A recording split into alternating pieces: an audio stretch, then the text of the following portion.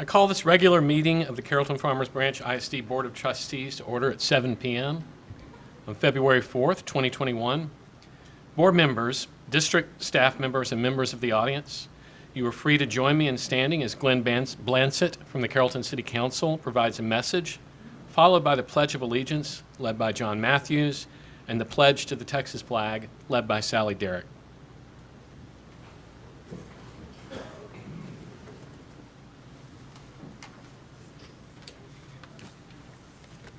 Thank you for allowing me to be here today for this, and so if you would just join me in a quick prayer. Father, as we begin this meeting tonight, I offer to you my praise and gratitude for your grace and mercy, for your healing and righteousness, for your love and forgiveness. We're all truly in need of all of these things from you, God, and we thank you that they're available and that they are available to any of us who truly and sincerely seek you, Father. I pray for the teachers and other staff in our schools tonight that you would give them patience and compassion and strength to do their jobs. Help them, Father, to know and feel just how much they are truly appreciated. I pray for the students in our schools and that they would grow in knowledge, increase in confidence, and develop perseverance through the trials and struggles that they face every day. And then, Father, I pray tonight for this school board and the administrators of the Carrollton-Farmers Branch School District, that you would grant them wisdom in all the decisions that they have to make each day. Thank you for placing within them the desire and the opportunity to serve our students and the community in this capacity, Father. Give them discernment to know what is best for our schools and students and the conviction to make those decisions. And Father, I ask these things for your glory and in the name of my Lord and Savior, Jesus Christ. Amen.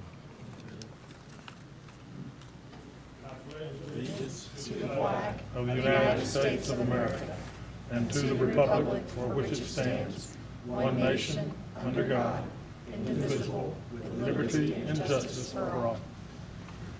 Honor the Texas flag.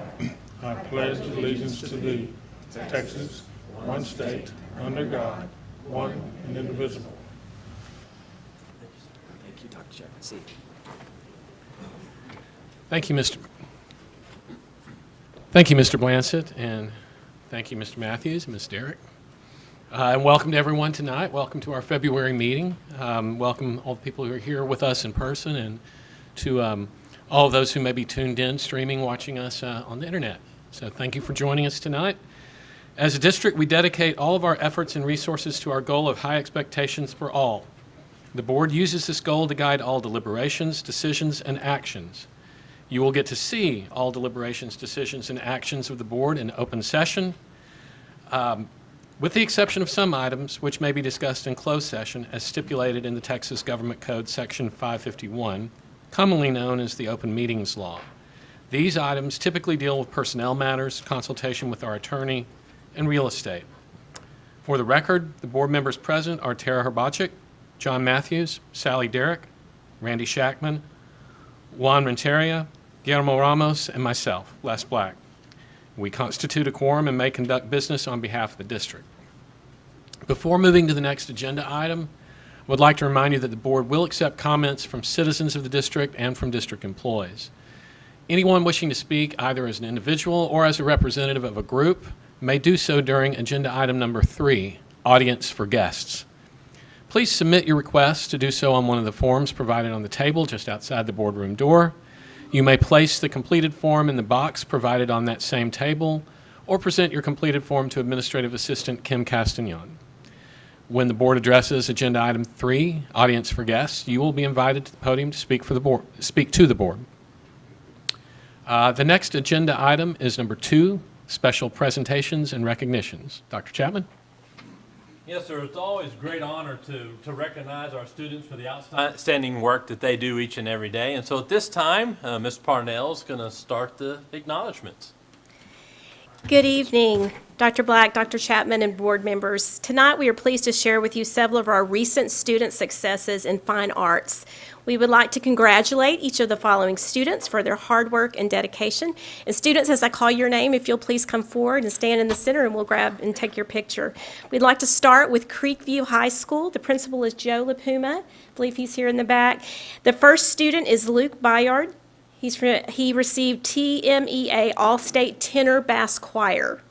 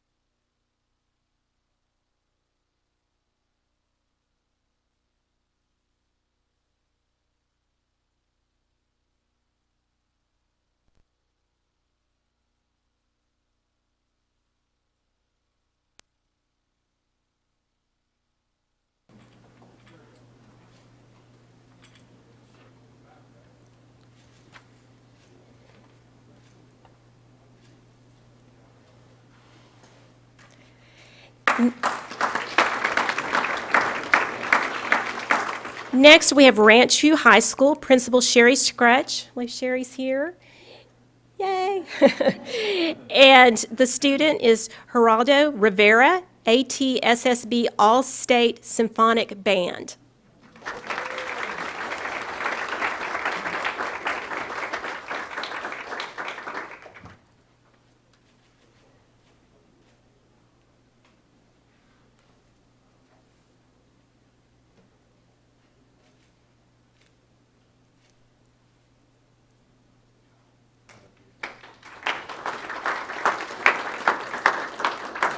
Newman Smith High School, and the principal is Dr. Stephanie Jimenez. Dr. Jimenez is here. And our students are Anthony Steller, come on, and he's TMEA, Texas All-State Band.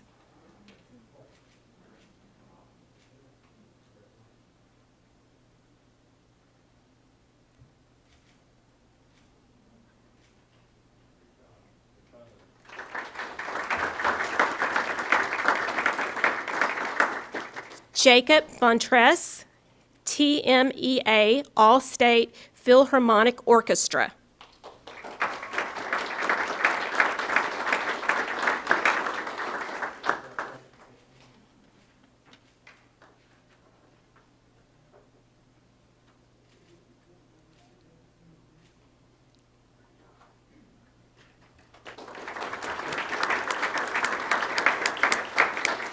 Students, we are so proud of you. I know many parents are here. We're excited for you as well. Let's give them one last round of applause for these accomplishments.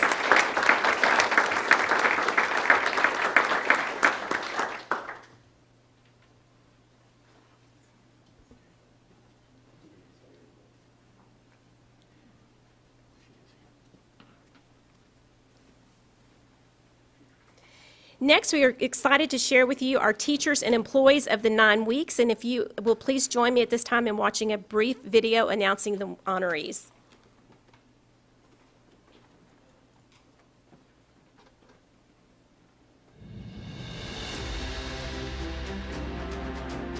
Lexi Beasley, Perry Middle School.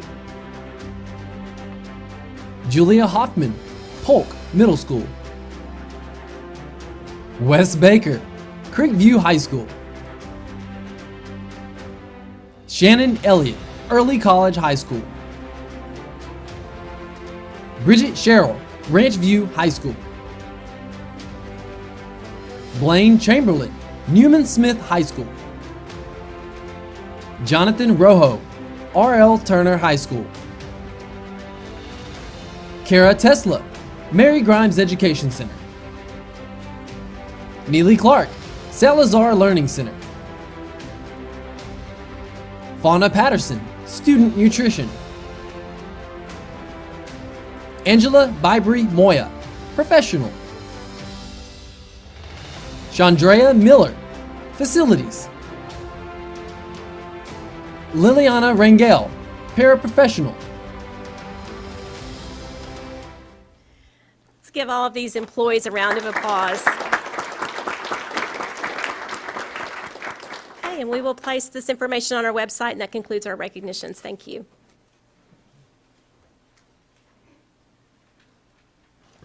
Well, congratulations. Thank you very much to our employees, and congratulations for their recognition, well-deserved, and to our students, who I see some of them are still out there. We are so proud of all the hard work you guys put in to get to where you are now. It's not easy at all to get to All-State for a high school musician, so we're very, very proud of you. Congratulations. Our next items are 2D1, Superintendent's Report, and 2D2, the CFB Way. Dr. Chapman? Yes, sir. Thank you. First, we're gonna bring up Joe Gillen and her awesome team, and they're gonna talk about the CTE programs and just a little snippet of what we do each and every day. And I want to say that over the last couple years, they have just gone over the top. And as we keep talking to you about more opportunities for kids, it starts right here. And so, Ms. Gillen, you and your team, you're just doing a great job. Thank you. Good evening, Dr. Chapman, President Black, and esteemed board members. It is a pleasure to have the opportunity to present information about the CFB Career and Technical Education programs. Oh, the places you'll go. Remember when we used to call it vocational ed? What is the picture that you have in your mind? Did you picture this? If so, let me tell you, we have come a long way. Career and technical education is so much more. It now involves a holistic approach to college, career, and military readiness. CTE involves preparation for college and work after high school.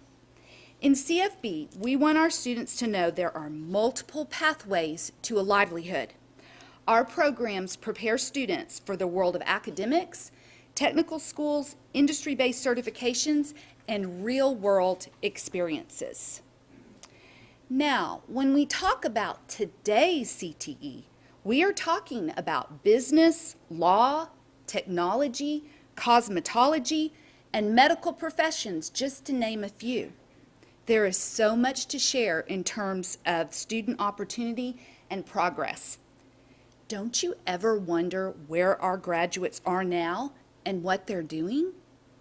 I would like to highlight 4 former CFB graduates, DJ Carpenter, Shama Hyder, Yeri Escobar, and Silvio Canto. DJ graduated from the Biomedical Academy at R.L. Turner.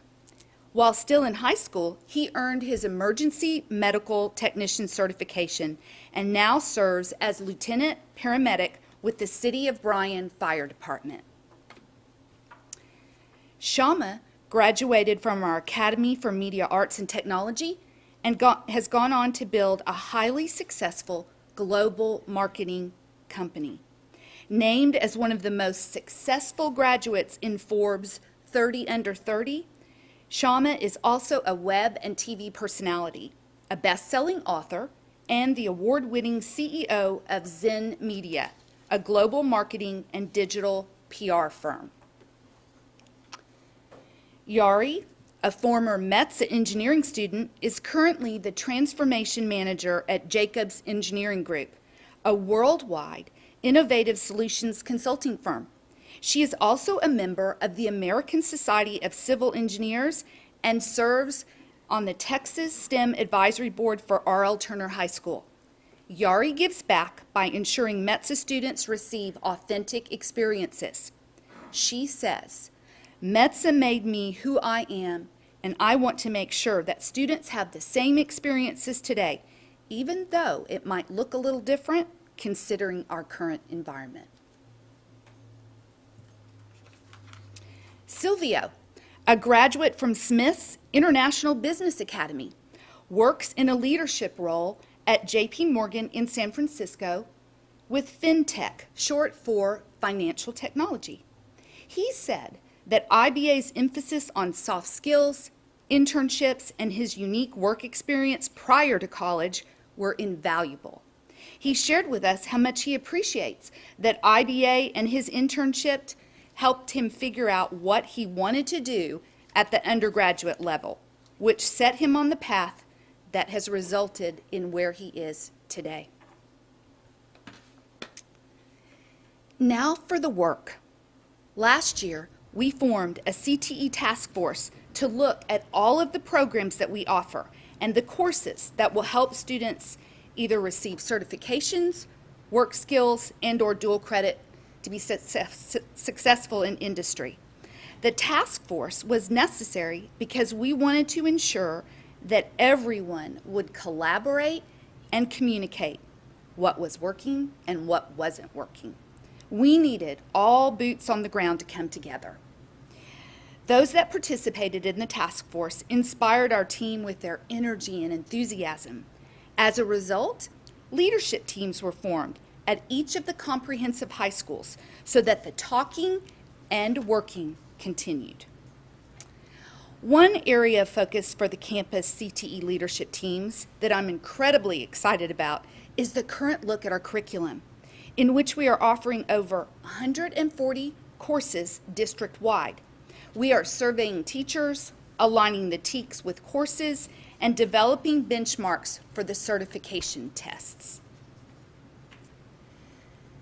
To validate our efforts with the task force and the campus leadership teams, the CTE department has asked CTAT, the Career and Technical Association of Texas, to perform a formal evaluation of our CTE department compared to that of other districts in our region and state.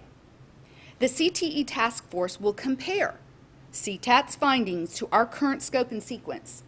This evaluation will be repeated every other year to ensure that we are continually moving in the same direction as business and industry. Knowing that our students have diverse career goals, we currently offer 58 different certifications and look to add more each year.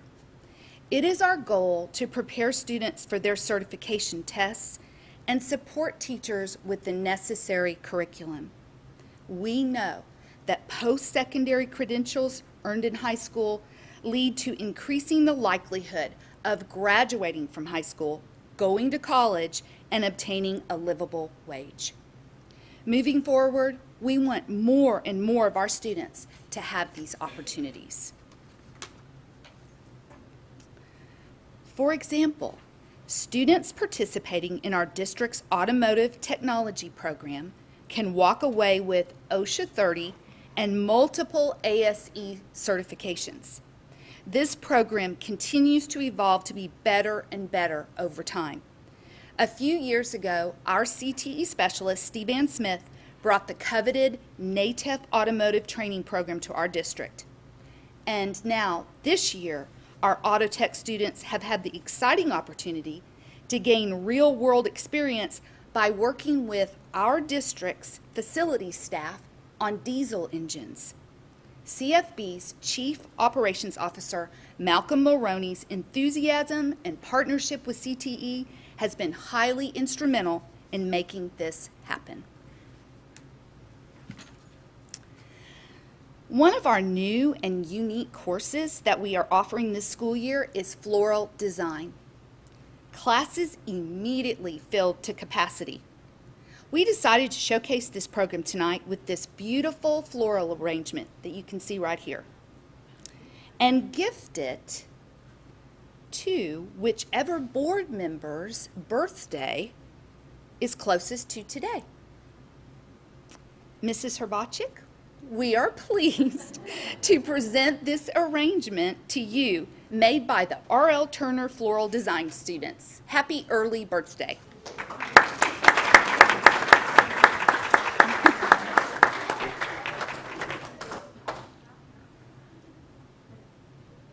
Are you happy? Good. Good. Everybody gets flowers next month.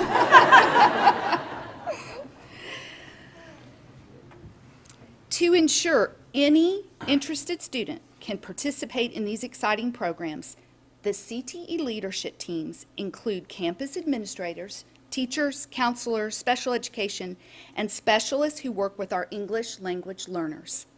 Because we know there is always room for growth, we have partnered with the Texas Network for School Improvement and Educate Texas to increase equity and access to CTE. So, in looking at our campuses and what they have to offer, we have programs of study which help to refine the focus and provide expertise at each campus. Our goal has been to streamline our programs of study and offer multiple pathways for students. As we examined and developed the programs of study available at each campus, we analyzed state and regional data to help us plan what to offer our students.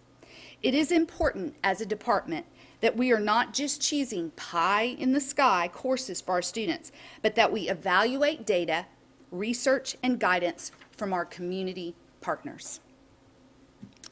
Fortunately, the CFB support to make this happen and provide these opportunities is impressive.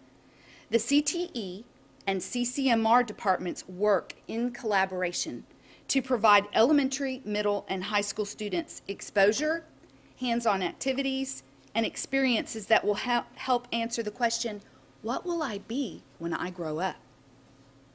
At the 4 comprehensive high schools, brochures were developed to provide students and families opportunities at each of the campuses.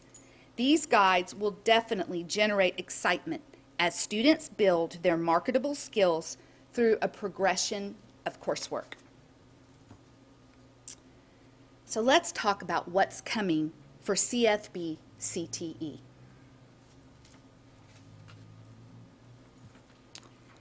What and why P-TECH?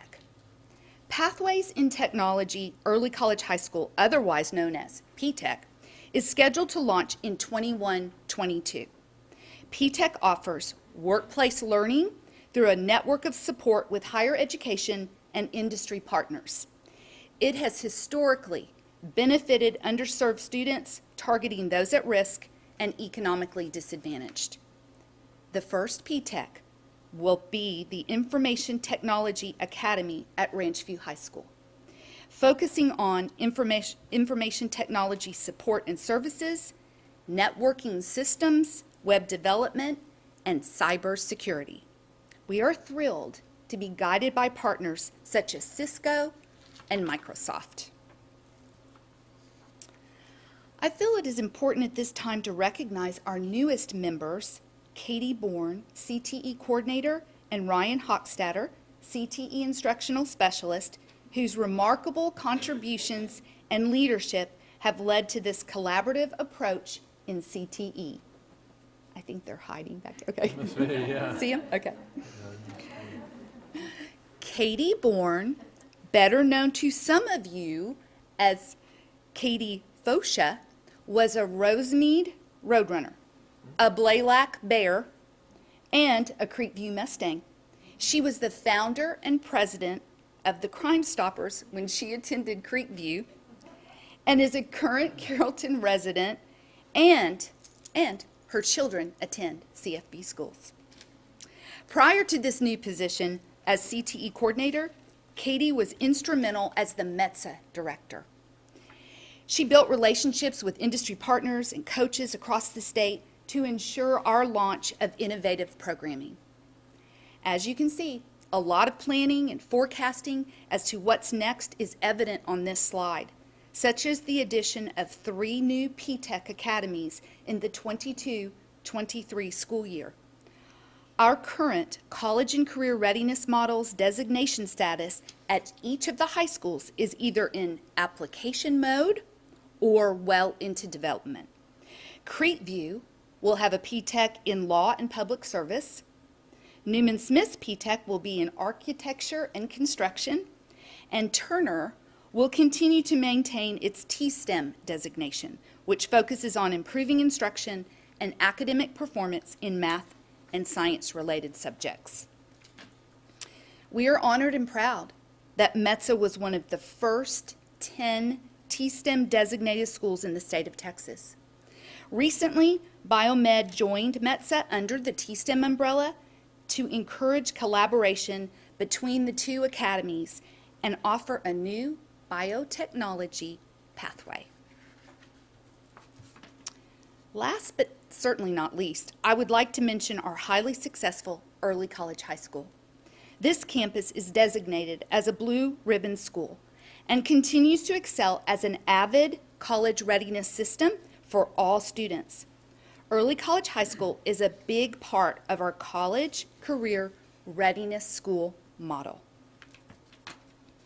So as you can see, in CFB, we now have Early College High School, T-STEM, and soon to include P-TECH to complete the model. I'm so proud and in awe of the work that has been accomplished in such a short time and during a pandemic. Our teachers within CTE love their work and continue to provide opportunities for students to excel and plan for the future. Many of our CTE programs also give students a head start at college through dual credit opportunities. We are fortunate tonight to have one of the graduates from the Law Academy, Joanna Boyer, here to join us. Joanna?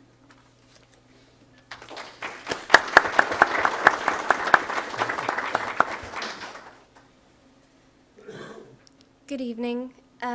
As she said, my name is Joanna Boyer, and I'm a Creekview graduate. I'm also currently a junior at the University of North Texas, and I'm pursuing a law degree towards a career path as a judge advocate general. And I've been asked to share how the Law Academy prepared me for this career and prepared me for my college and current academics.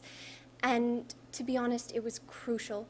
The Law Academy not only gave me the tools that I needed to know how to network and know exactly what was expected of me in the legal field, but it actually showed me and introduced me to the path of military law as a career. The Law Academy's moot court team took me all across the nation, giving me a unique perspective into the legal field and various courtrooms in various states. And the Law Academy's internship program allowed me to work under Judge Hoffman and get actual advice of what's expected within a courtroom. And as it's been said before, I wouldn't be where I am today if not for the Law Academy and CTE programs within Creekview High School. Great job.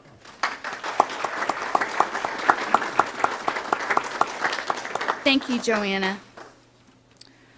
Our mission is to raise an exceptional workforce.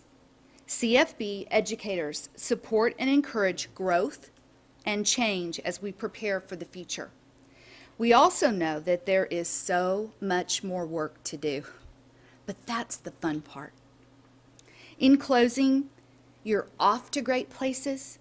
Today is your day. Your mountain is waiting, so get on your way. Thank you.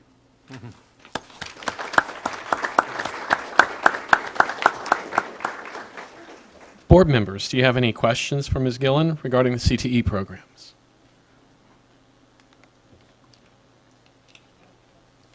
Ms. Urbacek. Just statement, thank you. I mean, well, for the flowers first. No, you and your team, it's a great job, and I think it's fabulous that the opportunities they're giving to our kids, for the academics. If college is the path, that's great. If a workplace and a certification, that's fabulous. If it's military, even better. But just the options that our kids have and the choices, just whatever they want to do, it's fabulous. Thank you. We have a great team. Other comments or questions, Ms. Gillen? Well, I just want to second Ms. Urbacek's thanks for your presentation, Ms. Gillen, and please thank Joanna for speaking as well. I don't know if she's still out there, but thank you for being here. And it was great to hear from both of you. Thank you. Okay, thank you.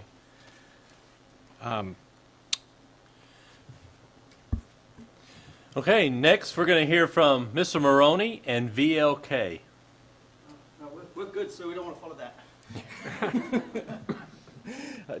Joe's team is fantastic. It is such a joy to work with the facilities with her.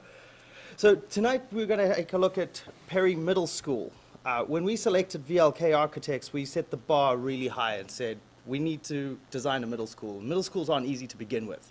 You're kind of growing out of that elementary phase, mom and dad engaged, but you're not quite at that independence high school on your way to it. And so that's not easy. And then I said, well, there's about 4 or 5 additions and renovations to this building. It's already starting in 1936, so you need to take that into account. And the school's going to stay active, so take that into account. And yeah, we need it by 21, so get on it. They have done a phenomenal job meeting with our community, reaching out to folks, really finding the heart and essence of what makes Perry Perry, really something unique. And so they're going to share tonight where we are with that design process as we bring our construction partner on board. And then that next phase, we'll see you guys in May with the guaranteed maximum price to move into construction. So here's a quick look at where we are with this design. Thank you so much, Mr. Mulroney. Dr. Chapman, Dr. Black, members of the board. I'm Delane Bullion, and I serve VLK Architects as the Principal of Educational Planning. So while I'm not an architect, my background's in education, and I echo what Mr. Mulroney was saying, is middle school is that special place that we need to provide so many things for. And I want to start by telling you, before we even get into the presentation, that you have amazing students that go to this school because we've got to meet them and hear from them firsthand over and over. So with that, I'll share with you that I love, there again, I'm the educator on the team, so I love your district's metaphor of using a tree because we've been working at that pre-design foundational level to make sure we give you what it is that you're desiring. We truly believe at VLK that communities get the schools that they want and deserve. And so that's why your community's been so involved in telling us what it is that they desire. I'll also add that since all of this, we're also talking about how to help brand the new Perry Middle School. And so taking all of the historical pieces that are important is what we're doing right now. And so we've got a pretty thorough process that we've been going through. So where we're going, though, is we've started working on the tree, but where we're headed is to populate that with all these details. And so we're beginning to show you as we're moving from and what we call design development into construction documents, we're beginning to put all those details together so we can come back to talk to you in May. So with that being said, I want to share with you that that started late spring, not long after COVID hit us. Dr. West was great and introduced us to Mr. Toy at that time, who set up some focus groups for us with your students. We've met with staff. We involved community and teachers in a process that we called VLK Launch. And so in the examples that I'm about to show you in the video, all of the design work came from the launch, but you're going to actually see student voice, direct quotes from the students who told us about their concerns at the existing Perry Middle School. You're going to see VLK curation quotes that came from the adults that gave us their expectations. And then you'll obviously see, hopefully, with the description, some of those solutions that we worked to ensure we were giving you what it is you expected.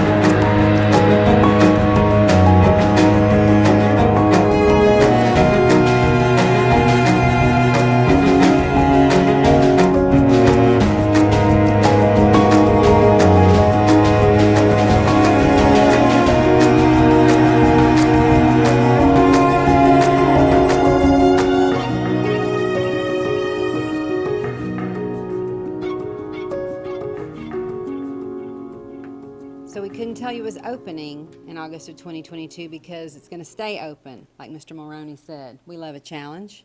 So it's going to be ready for new learners, and I think you'll agree that your neighbor is going to look a little different than it looks right now.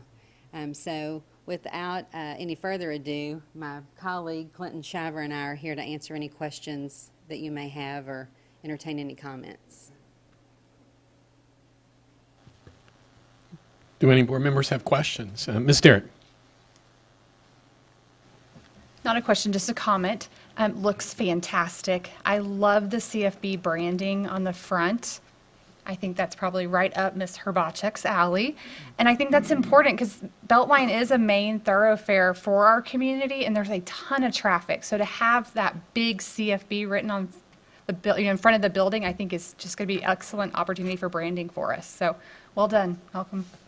Thank you, BLK. Thank you. I have to share a story that I'm an old associate superintendent for curriculum and instruction like Dr. West, and we always worried that parents seemed to know that their child went to this school, but they were never understanding it was a part of a larger system that belonged to our district. And so we completely buy into that, and we're very excited about that too. You see that little red mimicking of the door like your logo. So we're excited about that too. Thank you for your comments. Mr. Matthews? Excuse me. This project really excites me, primarily because the best 17 years of my life were spent in that building. And I'm really excited to see how this is going to turn out. I know about you, and I'm so excited for you. You know, don't believe everything you hear, hon. I mean, just saying. Well, same goes for me, but just Okay. know, I mean, what an opportunity whenever you get to be in the seat that you're in right now and influence where we're going. So we Well, promise thank not to you. let you down. Thank you. Ms. Herbachek? Well, so along those lines, obviously Perry has such a history with CFB and Carrollton and so much.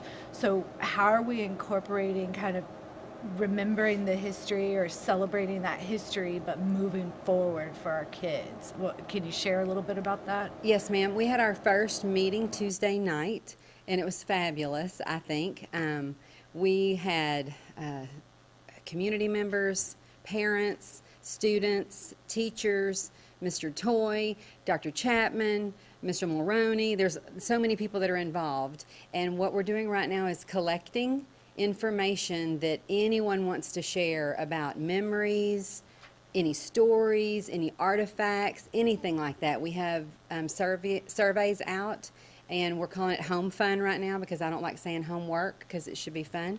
And so we're doing that home fun right now, and the surveys close February the 16th at 5 o'clock, and I know that someone would allow you to participate in that survey if you're interested. But once we get all of that information, then we're going to do some analysis. We've got some narrative analysis being done with the university partner, as well as us sorting through any artifacts that we have. We've also done a pretty deep dive in looking at all of the plaques, the monuments that exist, the trophies and all the trophy cases, and there will be a place for all of that. And this Pixel community that we started with last Tuesday will be helping us decide how we will use those pieces and what will be done with all of them, either within the school or around the school. Additional questions? Board?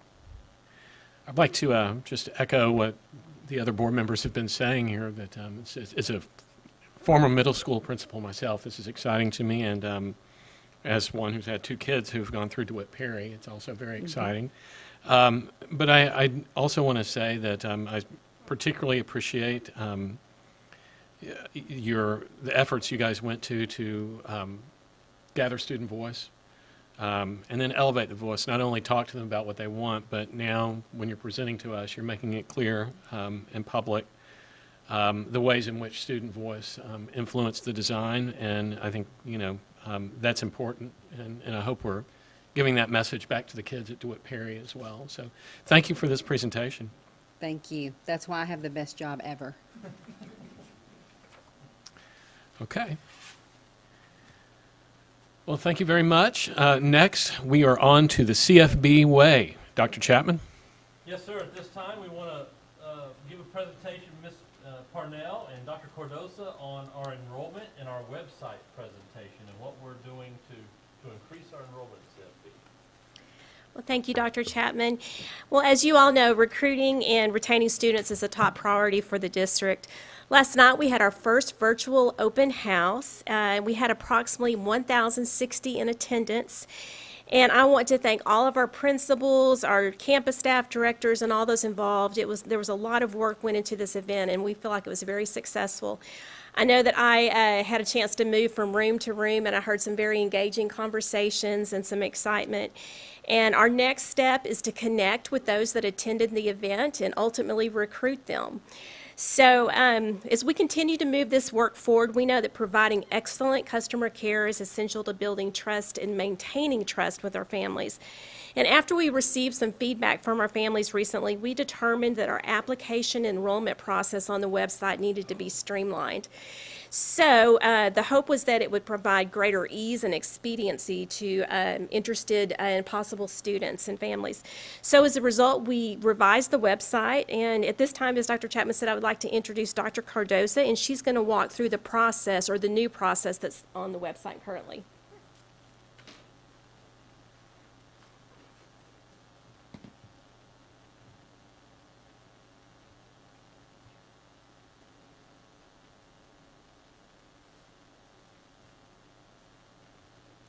Take a moment while that loads.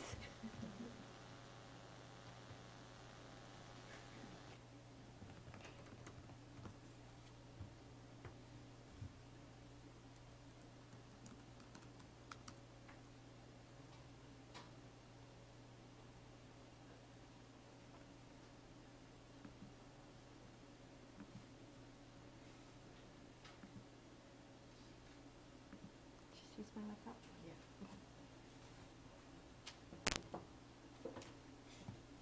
Apologize for that.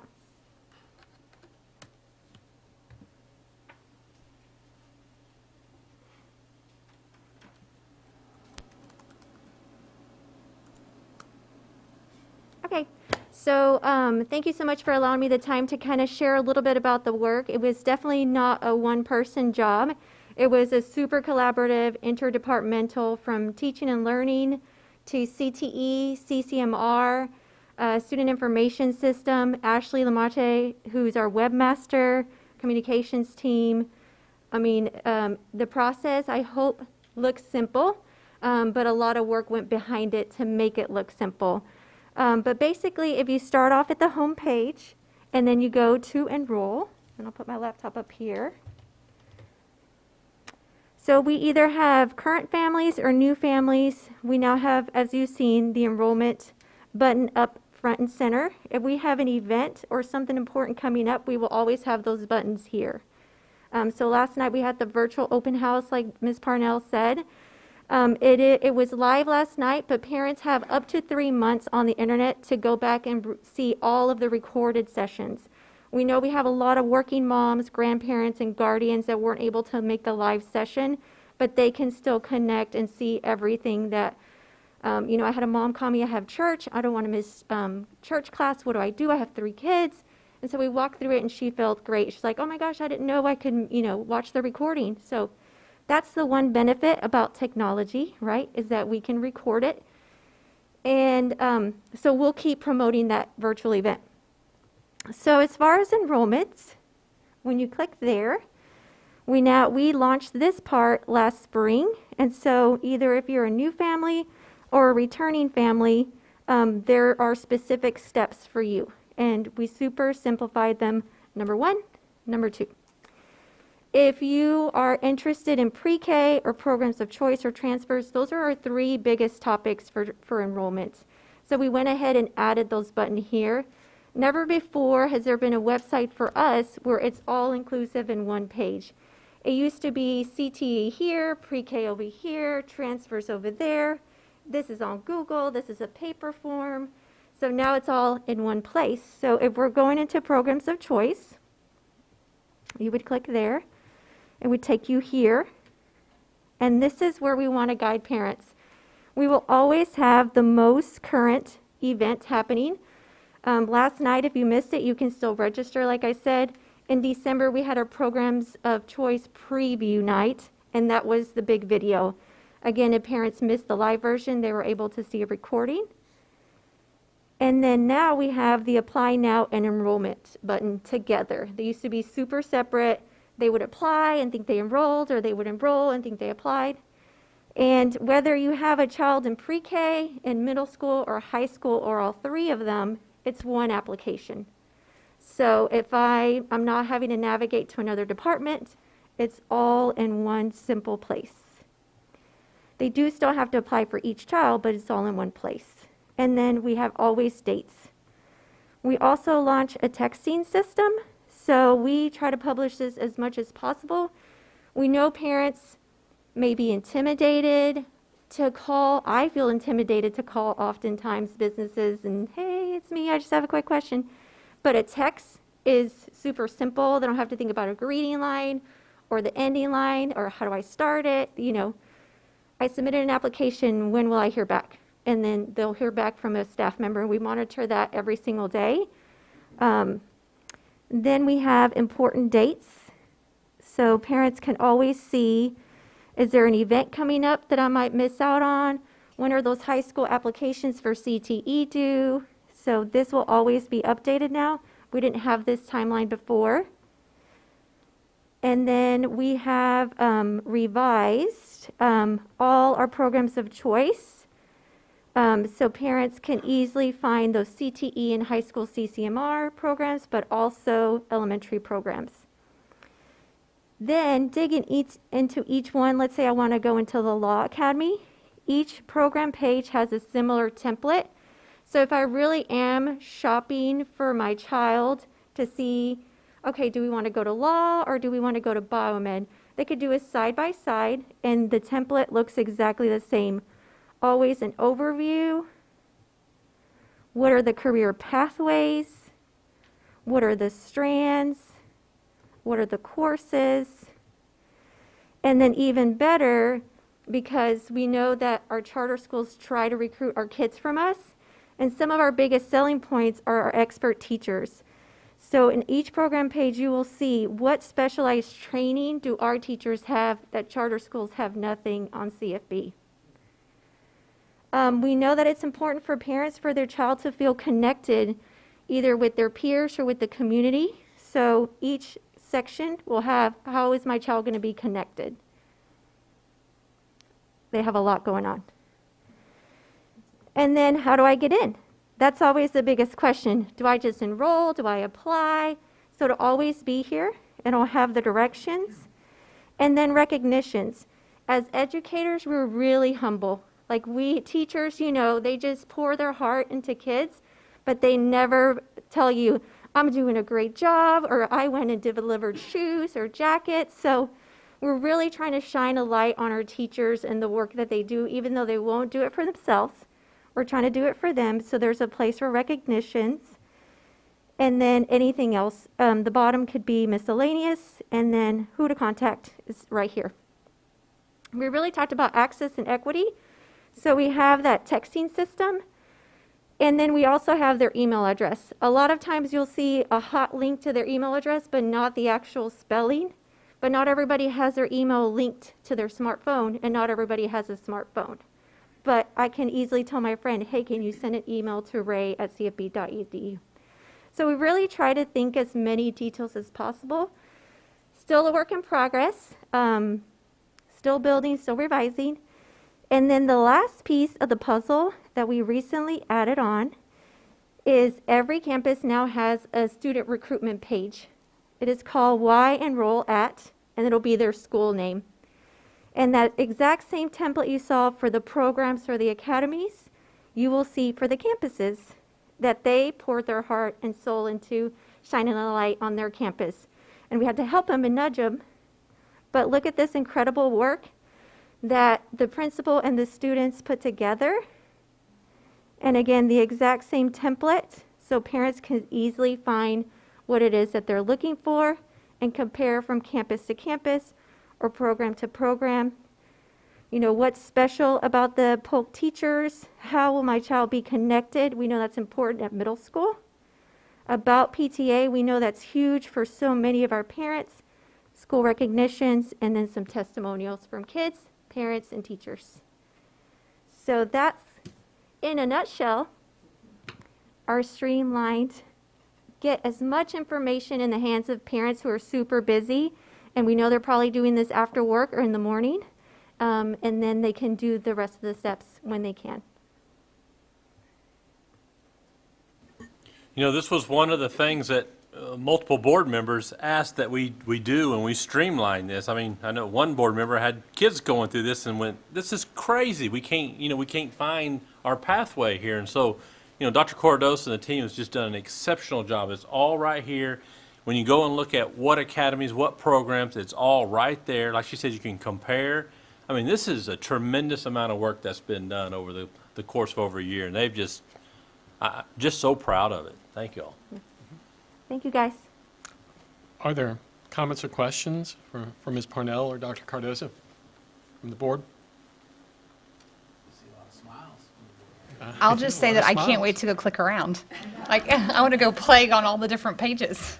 We would be so honored, and email or text, the teachers are on the other side of it, and they would be excited to be able to hear from you. So thank you. Well, thank you very much for the presentation. This is obviously a huge issue, and I think I do have one question. And I just, we've had to do things obviously very differently this year due to our circumstances. What's the team learned this year that you think you're going to take forward, moving forward, in terms of enrollment and choosing pathways and coming up with ways to help kids? Do you think there's any grand ahas from having to do what we've done this year? I think the biggest thing is what has always been true. It's that personal touch and that personal connection that from the very beginning with Dr. Chapman and Dr. West, people's faces and smiles matter. And since the beginning of the year, when we had the opportunity to call every single family and welcome them back and ease their nerves about coming back in the middle of a pandemic, calling every single student on the day one of remote learning. What issues are you having? Why didn't I see you? You need a laptop, come get one. You need a hotspot, come get one. And the exact same thing here. We have to think about families at all socioeconomic levels and backgrounds and levels of busyness at home. And that we know that an engaged learner, whether it be a CTE program or dual language, is a successful learner. So being able to connect with families face to face, and that's why we did the virtual, because that's the best that we could do safest face to face, and really tell them, we want your child to be engaged because we know that they're going to be successful. So what's always been true is still true. It's just how do we connect to them and see when they see a teacher smile, they feel safe, secure, and then they know that their kids are in good hands. And so how do we do that as safely as possible? It's just kind of always trying to think that innovatively, which is why you'll also see a lot of video on our pages. As you see a student who's being successful, they see that's me, that could be me, that's my friend, that's my cousin.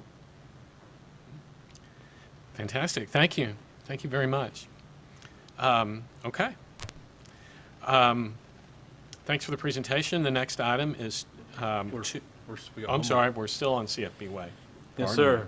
Before we do the Reverend Rainwater resolution, I want to point out that we have some artwork from Kent Elementary, and so if you get a chance, look at the beautiful artwork that's posted in front of you tonight. Okay. Hey, Ms. Purnell?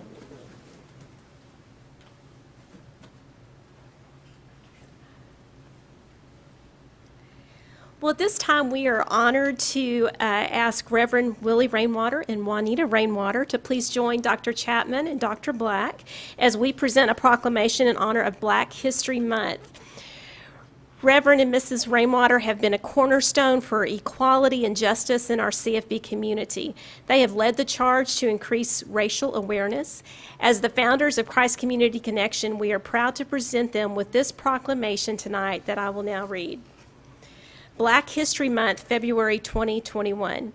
Whereas the Carrollton-Farmers Branch Independent School District takes pride in joining our community and Americans throughout the country in various parts of the world in recognizing February 2021 as Black History Month, and Whereas Black History Month celebrates the contributions that Black Americans have made to American history in their struggles for freedom and equality, and deepens our understanding of our nation's history. And whereas Black History Month had its origin in 1915 and was initiated in 1926 by Dr. Carter Woodson as Black History Week during the month of February, as it coincided with the birthdays of Abraham Lincoln and Frederick Douglass, two key figures in the history of Black Americans.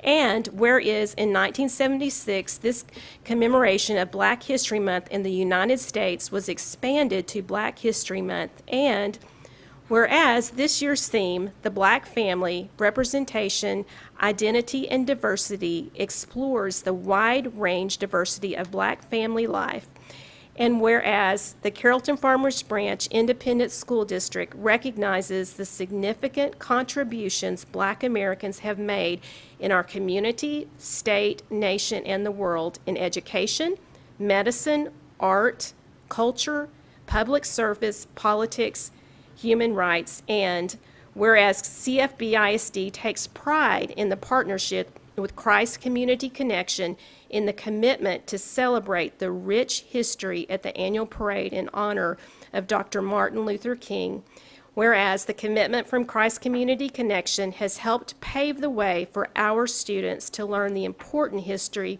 and significant contributions of Black Americans in our community. So therefore now let it be resolved that CFBISD hereby proclaims February 2021 as Black History Month.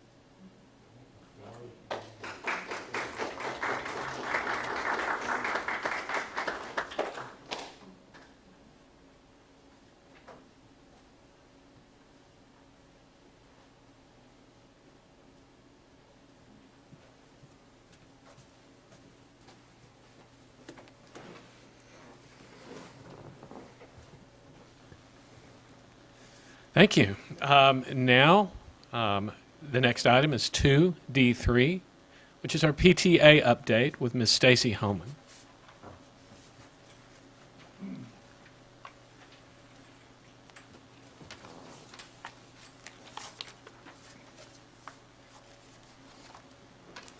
Good evening. My name is Stacy Homan, and I am the MetroCrest Liaison for CFB Council PTA. I'm here tonight to give you a quick update on PTA and CFB. These last few days, Council PTA has been holding various trainings on several topics. If you are interested in learning how to use MailChimp, please register for our training this Saturday morning. Local PTAs are still hosting virtual events and restaurant spirit nights, and Creekview PTSA will be holding a yard sale event at Creekview High School. Any club, small business, or PTA is invited to sell their stuff at this event. You can rent 2 parking spots to display your items for only $10.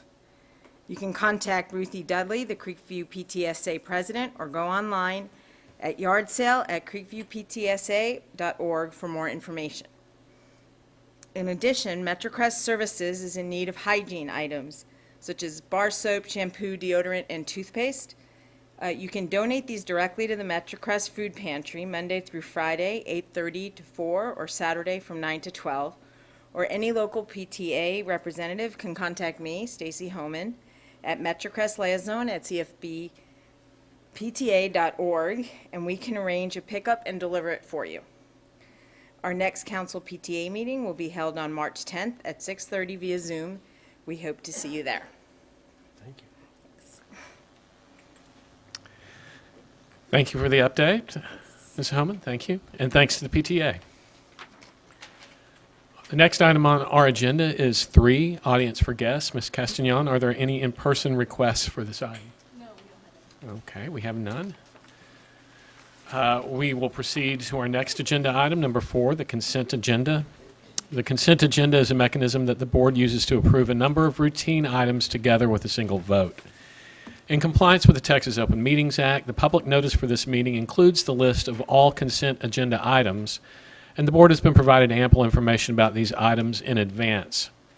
Prior to any action taken on the consent agenda, board members may request withdrawal of individual items for clarification or discussion. Board members, are there any items to be removed from the consent agenda at this time? Mr. Ramos. I'd like to remove consent agenda item 4C, please. Okay, Mr. Ramos has requested the removal of item 4C.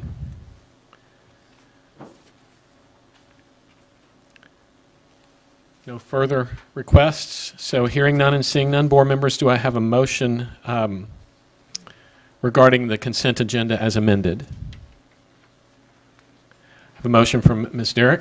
I move that we, I move that we approve the consent agenda as presented with the exception of 4C. Okay. Ms. Derrick has moved to approve the consent agenda as amended. Is there a second? Mr. Matthews. Second from Mr. Matthews. Is there any discussion?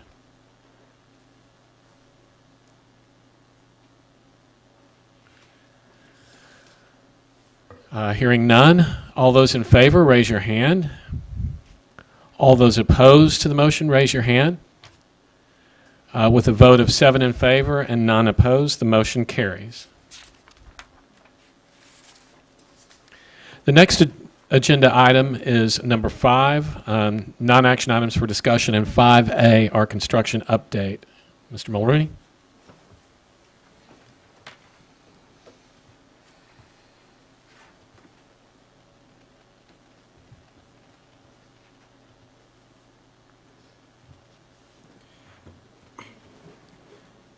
Good evening, Dr. Black, members of the board, Dr. Chapman. Thank you for this opportunity to present a construction update. We have 3 active construction sites at the moment, which we'll go through, as well as the ones that will be in construction later for the summer. Starting over at Vivian Field, the team has done exceptionally well with Huckabee as our architect, Jackson Construction as our CMR. They've been working primarily in the center of the campus there where the green area is. The green area was planned to be turned over the winter break. Working with the campus administration, they've got a lot of established programs with COVID and everything else going on, and we don't need the space where they are right now, so the space is ready for them. They'll move when they're ready. We're not going to hassle them. They've got enough on their plate without being worried about us. That said, we are going to be flipping classrooms. The first of those classrooms are going to be coming available for February 12th. So here's a quick look at the new entry area, as well as the new clinic. This really brings the administration area together, so you'll have your principal and your student services right there at the entrance, your clinic, and access to that courtyard, creating that welcoming feeling as you arrive at Vivian Field. At the heart of the campus is the courtyard. As you can see before, it was hard to get access to it, projects were left, not a lot of attention given to it. We opened that up, giving access to 3 different flex lab spaces that open out onto the courtyard, as well as 2 corridor spaces that open up into that courtyard to really make it an active, vibrant space. We install artificial turf in the center of it to allow kids to go out there and have that contact, as well as dries out quickly. So even after a rain event, it dries out quickly enough to be out there without making a muddy mess. So really making that space usable most of the year round.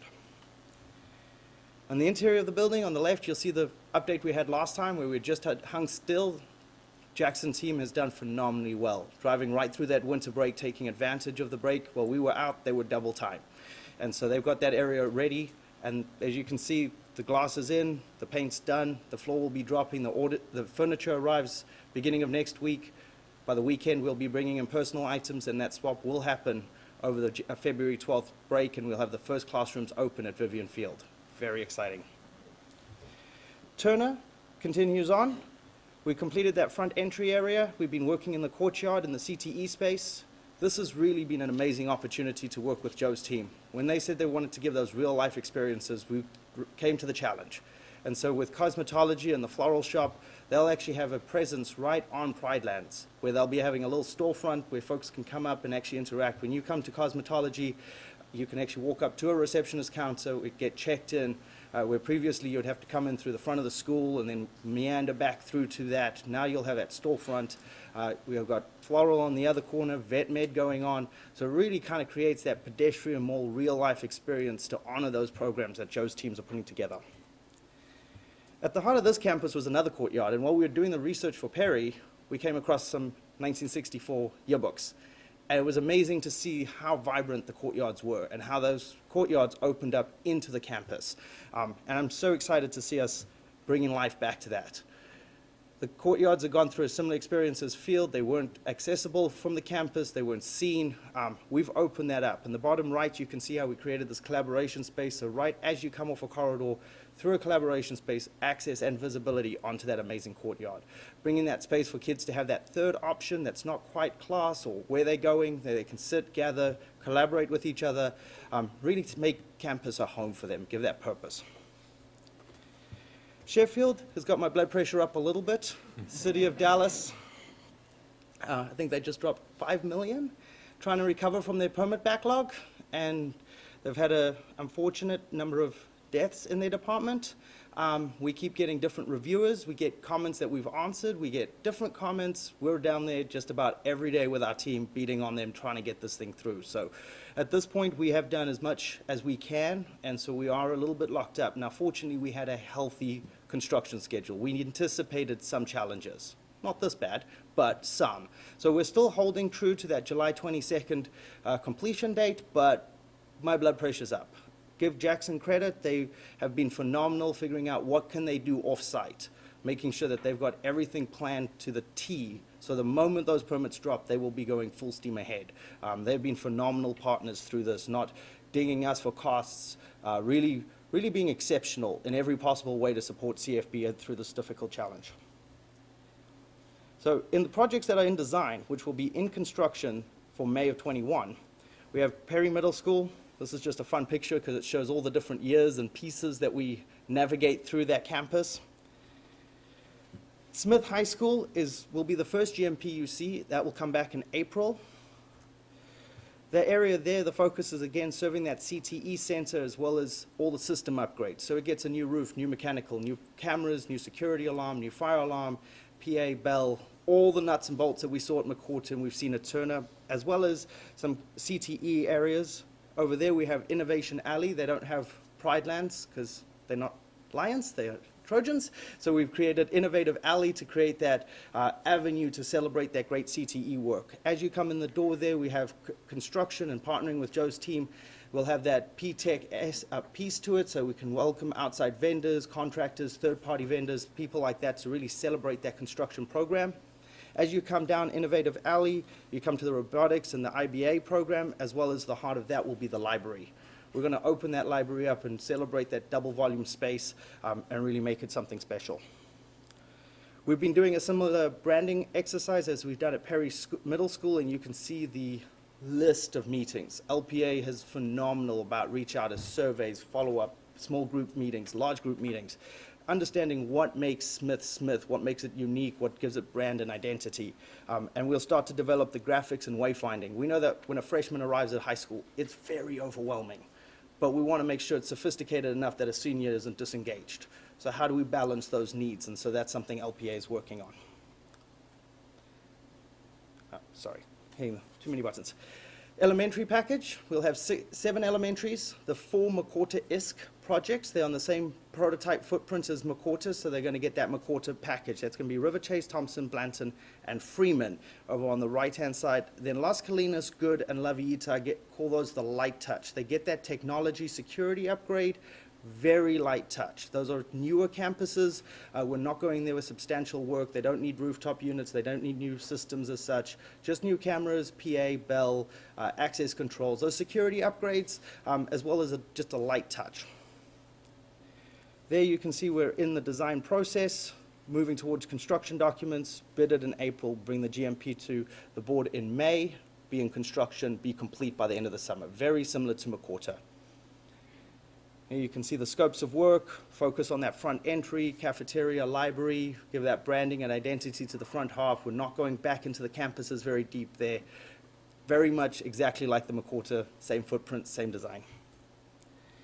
As part of that package, we have the marquees. We have 15 elementaries that still have the old letter marquees. Here's a few samples of what we have out there. Again, we've been working through a design process, meeting with the principals, gathering feedback, coming up with a good standard. So it'll have the same elements. Now, we'll obviously customize some of the brick neighborhood features because we know that each of our elementaries are unique, but it's going to have that familiarity of CFB. It will also involve the words Carrollton-Farmers Branch ISD on the sign, plain and simple. Because that wasn't enough, Ranchview and Creekview needed some help. The board invested some money into updating HVAC at Creekview last summer, and we've been holding on that chiller system. Every time I go past that school, I just cross my fingers. So we're going to just dive right in. There's no need to wait. So we're going to do Creekview and Ranchview in a two-package system. We're going to hit the systems first. What do we know? And so that's going to be access controls, cameras, exterior improvements, roofing, mechanical systems. Going to get that done in the first summer, in the first package, the first GMP. End of summer, we're going to come back with the remaining GMP. It's going to all be within budget, and that's going to also give us an idea of how far we can go with some of the CTE programs. So we'll have that in the second part. So we're going to get the nuts and bolts, kind of non-negotiables out the way, and then we'll be back with those CTE programs, corridor upgrades, collaboration spaces, those types of things later in the summer. You can see that we're doing the same thing that we did at Turner and Smith. We're creating a grand vision for the campus. We start with the space utilization. Where are opportunities to move things around? How do we do it? We developed that master plan. And it was fantastic to hear, because I don't think you ever quite make a high school principal happy, but when one goes, yeah, I met with LPA, and you've got to do that, you're like, whoa, we're doing something right. You want somebody to come on your campus and tell you how to use your space? So that's just the team that we have. LPA is a phenomenal, exceptional partner, and we're excited to work with those high school principals. Big summer. Thank you. Questions from the board? Mr. Shackman. Mr. Mulroney, thanks for the update and presentation. Board members, Mr. Mulroney's department had an opportunity for some of us. I know Ms. Derrick and I got a chance to actually tour what's happening at Vivian Field and R.L. Turner, and it is exciting beyond belief. And I know you're planning to do some of that in the future. And colleagues, I would really encourage you, if you have a chance, to get a chance to see what's being done there, and continue to give our thanks to all that are involved, from construction to planning and all of that, and to the staff who's making it all happen, you know, and all of that too. It is going to be great, and thank you. Absolutely, thanks, sir. Ms. Derrick. I just want to say that the pictures of the courtyards don't even do it justice. And I was impressed by the original pictures, you know, that you said were the real thing, but then actually seeing them in person, it feels like you're in a whole nother world. It is fantastic. And I love to see that we're doing the same thing at Perry with the field. Excellent. Any other questions from the board? Fantastic. Thank you, Ms. Mulroney. We appreciate the presentation and the update. Next is item 5B, the budget update.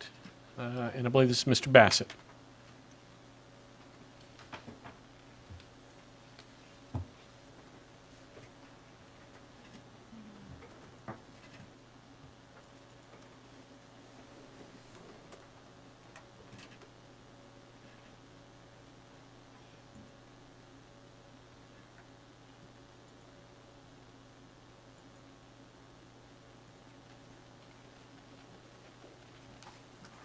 All right, good evening, Dr. Black, members of the board, Dr. Chapman. Thank you for the opportunity to speak about the budget and debt and how things are going with the state of Texas. So there's a lot going on, but it is this time of year where we get started with the budget process. And I want to lay the groundwork, talking really about, you know, just what's going on with the state, and then also spend a little bit more time on debt than we have in the past, because we have a debt item on the agenda that we need to speak about.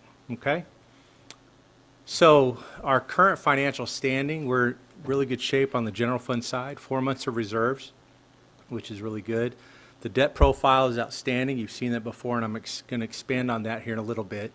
We have low tax rates compared to our peers and AA rating, so in good shape.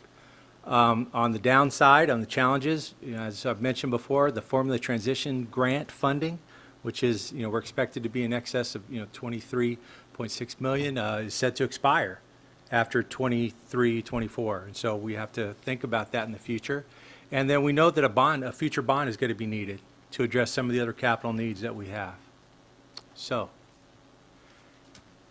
I think you saw this last fall in terms of how our tax rate compares with other districts. We're in really good shape compared to the other districts around us. So that's the local tax rate comparison. So we're in good shape. Only ones, the value per penny for Highland Park is really high. I mean, I'd be shocked if they weren't below us. HEB is the only other one out of this group that's below us. And then our historical tax rate, so you can see how it's shifted over the years. And so, we did have the TRE that was done in 2017. That was the big increase. And then we've since gone down because of some of the mandatory compression that was caused by House Bill 3. Okay, so we have two parts of our tax rate. We have the debt service, the interest and sinking fund, and then we also have the general fund, for maintenance operation. And so they both make up the two pieces of our total tax rate. So the red side, we can only use that to pay off the principal and interest for bond funds and the interest. We can't pay anything else. And we can pay it for some fees related to those items, but we can't pay it for salaries or anything like that. It's only for bond expenses. And whenever we issue debt, that money is put into a capital fund, and that capital fund is used to fund all these wonderful projects that you saw Malcolm discuss. The bigger bucket, the larger part of our tax rate is for the general fund, maintenance operation, and that is what we're using to spend, for salaries and utilities and most of our other expenses. Okay? So the Formula Transition Grant, I want to talk a little bit more about that because we have some interesting information since August when I last spoke about this. It was a guaranteed hold harmless for districts because we would have lost money under House Bill 3 the way it stood. And so, we have this a 3% guarantee of ADA over the prior year funding. So in the last year, 264 districts and charter schools received FTG funding. So it's a significant number, okay? And what's more, out of those, 206 of those districts and charters, they received over $300 per ADA or $1 million at least in Formula Transition Grant. Now, admittedly, we are on the upper end of that. I mean, our Formula Transition Grant is actually worth to us about $1,000 per ADA. Okay, but there are others that are more than that. We do receive, I think, the second largest overall amount, but Midlands is almost double ours. Okay, so what we've done, because we may have some tax constraints in the future, we actually, Dr. Chapman actually sent an email to these 206 entities, reminding them about the Formula Transition Grant and to be aware from a legislative perspective, what we may need in terms of how to address this in the future. And we'll talk about that later. But anyway, again, the Formula Transition Grant, it's not just our problem. We've got a lot of districts, is set to expire after 23-24. So you've seen this chart before. I modified it because there's actually, I thought there was initially only two ways to close that gap in the between what we're getting from a formula perspective and what we're getting in the Formula Transition Grant. So when ADA increases, both go up. So ADA increases, while that's a great thing, okay, it doesn't help us in our reliance on the Formula Transition Grant. If the M&O tax rate goes up, that helps close the gap, but we would have to have an election for that, okay? If our subpopulations increase, that closes the gap. But we don't always control the subpopulations. I mean, if a special ed child shows up, and we're gonna educate that child. And so, there are some that we may be able to have a little bit of control over in terms of offering more CTE programs and other things like that. But those would have to increase substantially, to close this gap. The other way it closes is through the basic allotment. Now, I'm going to talk about the state of Texas here in a minute, but we're not expecting an increase in the basic allotment this session. Now, there may be one the next session, but we have no idea. Let's get through this session first. But those are the three ways. And so one of the things that, we're probably going to end up having to do at some point, if we want to maintain that level of funding, is to think about increasing the M&O tax rate again, okay? So I'm trying to get that point across because I think we have some flexibility on the debt side that I'm going to try to walk you through here in a little bit. So here's the Texas budget update. Back in the summer, you see the article there. Texas faces a looming $4.6 billion deficit. Comptroller projects. Well, I put a big X through that because it's that was definitely overestimated. The deficit isn't going to be nearly that big. I mean, it's going to be less than $1 billion, which is a good thing. Long story short, we're expecting no change to the basic allotment. While both of the budgets that have been submitted, both the Senate budget and the House budget, are more than what the comptroller has listed as the available revenue, there's also $5 billion that has been allocated to the state by through the last CARES Act, ESSER Act. I'm not sure which acronym I want to use right now, but it's COVID-related funding from the feds that has been earmarked for the state, $5 billion for education. And so we expect them to use that money and offset what they would be spending, part of what they're spending on education, to fund some of the other things that are going on. But I think it is, we really feel pretty confident that we're not going to have a decrease in the basic allotment, which is very good news. All right, so I've showed you this slide before. Our outstanding debt as of the beginning of the year, $198.8 million.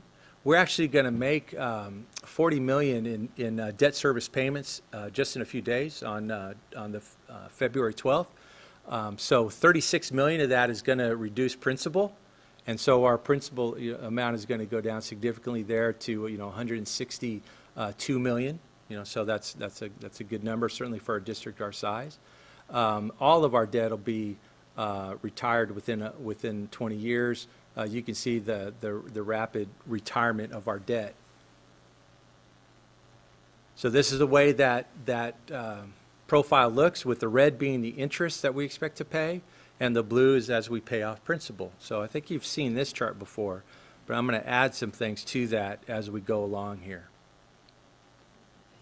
Okay, before I do that, I want to show you how our outstanding debt compares to our peers. And we do it from a ratio perspective. We put that outstanding debt amount as a numerator, and then you do the taxable valuation. What is our tax base? Okay, and for us, I mean, it's almost $30 billion, and so you put that valuation is the denominator, and so we look great in this. I mean, our debt is just over 1% of our taxable valuation.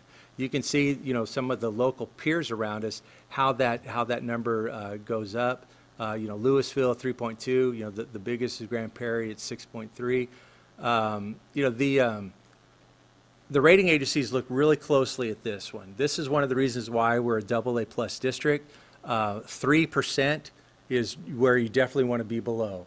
Okay, and as you can see, we're well below that.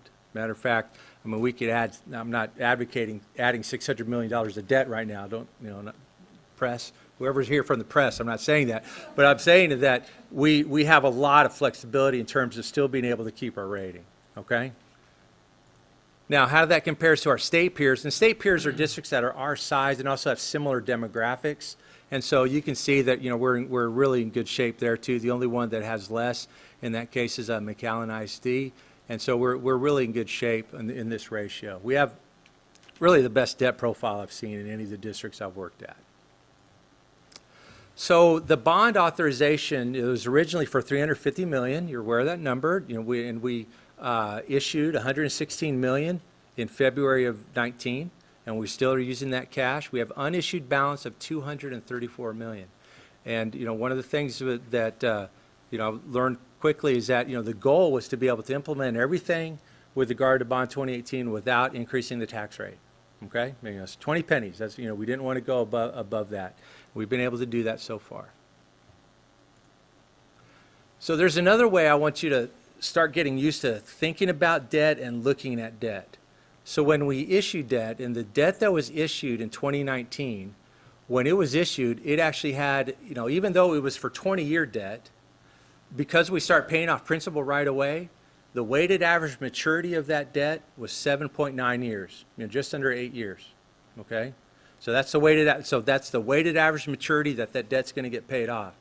The average useful life of the assets that are being built with Bond 2018 money is 22.45 years. So that's a good ratio that you want to be at. You want to be paying off debt earlier than the useful life of the assets. Make sense? Okay? So that's a really good ratio there. So how do we figure that out? We look at all the projects and we put the useful lives on them. So, you know, if we had stuff like devices, that's 5 years, and, you know, buses and so. And remember, I put up there in the far right column that we haven't financed any buses or devices with our bond funds. That's not in any of our portfolio. You know, you have track replacements, you have component replacements, security upgrades, you know, comprehensive renovations, and of course, new facilities. And so we look at those years, and that's how we determine what the average useful life is of what we're financing. Okay? So again, we're in really good shape in that ratio. Okay, so I'm going to show you some scenarios, and so what we need to think about is that you know, we are going to need to issue more debt at some point. We have $234 million outstanding, and so but we also want to do it with an eye on 2023. Thinking that that's when we're going to need to potentially go back to the voters to go for a bond to address all of the projects that were taken off the table whenever Bond 2018 was put together.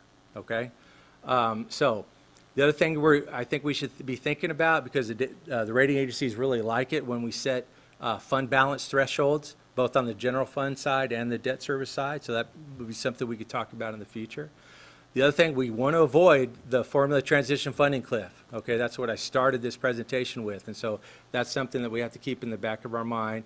And because of that, I think we need to plan for a TRE in 2023. And again, that's our last resort to avoid a drop in state funding. Okay, I mean, but we have to, even though it's the last resort, we have to be planning for it. And I'm thinking about that with regard to how we're going to issue debt. And you'll understand why here in a second. So the goal is to structure future debt issues to enable a potential drop in our debt service tax rate, which would help us offset anything we go to the voters if we're going to try to increase the M&O rate. Okay?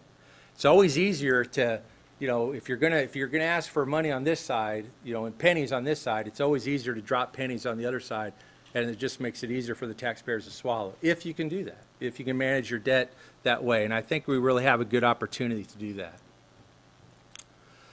So I'm going to show you some scenarios here, but there's a lot of variables that go into these things. And I'm talking about a few years out, but it's going to impact how we're going to issue debt this year as part of that bond order that you're going to vote on here in a little bit, okay? So the variables that go into these numbers are, what is our growth and assessed value going to be? That's the biggest variable. You know, the growth in the tax base certified was 3.1%. I'm hoping that it'll be bigger in the future. It was certainly been bigger prior years. I mean, it was, you know, consistently 7, 8, 9% for many, many years. And so I'm sure you, as taxpayers in the district, you've seen that in your house, in the bills that you've been paying for your own houses. Also, when we issue debt goes into this. I mean, when do we issue debt? When we issue debt, then we start paying debt service. If we wait, we don't pay debt service. So I always like to wait as long as possible to issue debt. What the interest rates could be, what the final bond amounts could be, you know, what's going on in the tax rates, and what debt instruments do we use? Because there's multiple debt instruments to use. This district has pretty much always done fixed rate debt, and that's, you know, and given the size of our portfolio, that's what I'm recommending we stick with now. But there are other tools in the future that we can talk about. And then also, how's it structured and what is the maturity, okay? So let's keep going here. So we're going to project, I'm going to show the projections for, we're expecting 3% growth this year. I'm a little bit more optimistic for the 4 years out after that, thinking that it would be 5% growth.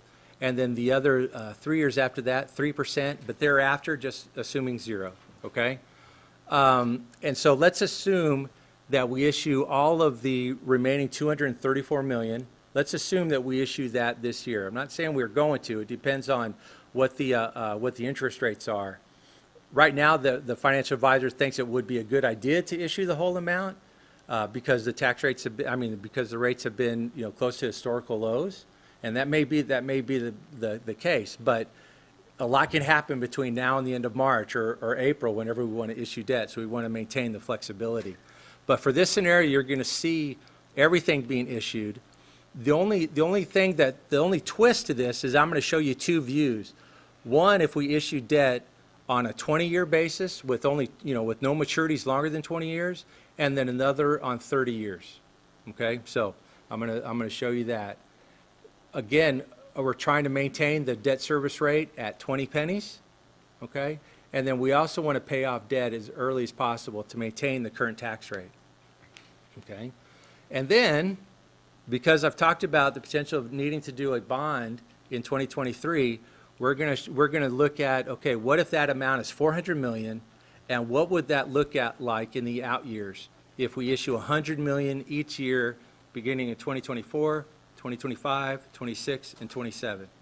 Okay, so there's a lot going on this page, but it could be summed up in a picture here that I'm gonna show you. But you can see the interest rates that we're assuming. We're going out to 4% in 2024. I mean, these are way higher than what we have right now. So there's a lot going on. All right, so here's the picture. That blue line that you see, that matches that graph I showed you a little while ago of what we've already committed to. Make sense? Okay. The green line is what our collections are projected to be, given what I outlined in terms of the growth of our assessed value at 20 pennies. Okay.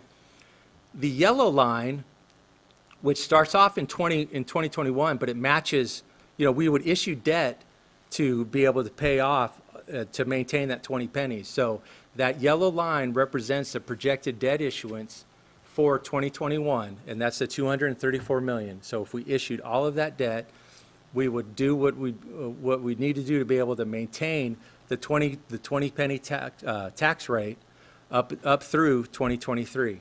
Okay, so that's what the yellow line is. Now that orange line, that line represents bond 2023 and that $400 million. Okay, and so if we issued that $400 million in those stages, that's why you see that ramping up over time. You can see how that gets done, and then it tails off, and we go over time. And so the closest we get in that scenario to the collections for 20 pennies under this scenario is $8.7 million.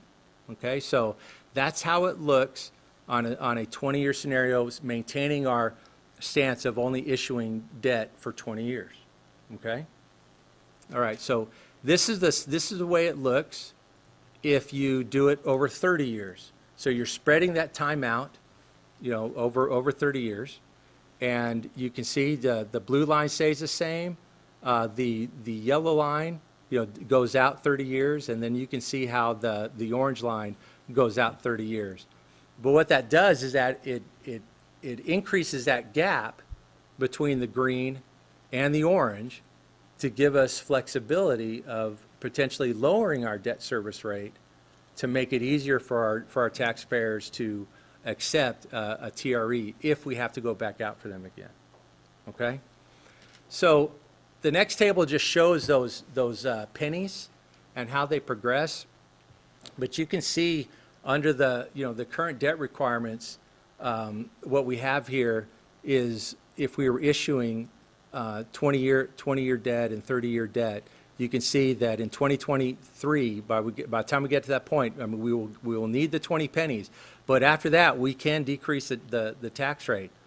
If we issue debt that way, and I wouldn't necessarily issue it, but I had to model something. I had to show something out here on what that 400 could look like. You could see that, we could definitely, without any problem, if we were doing 20-year paper, we could drop the tax rate by 2.3 pennies. We could drop it by 3.4 pennies if we did 30 years. So the difference in that maturity gives you over a penny more in flexibility, which is really the point I'm trying to make. It's also important to realize, so that longer amortization reduces that pressure on the tax rate, between 1.3 pennies or 1.1 pennies.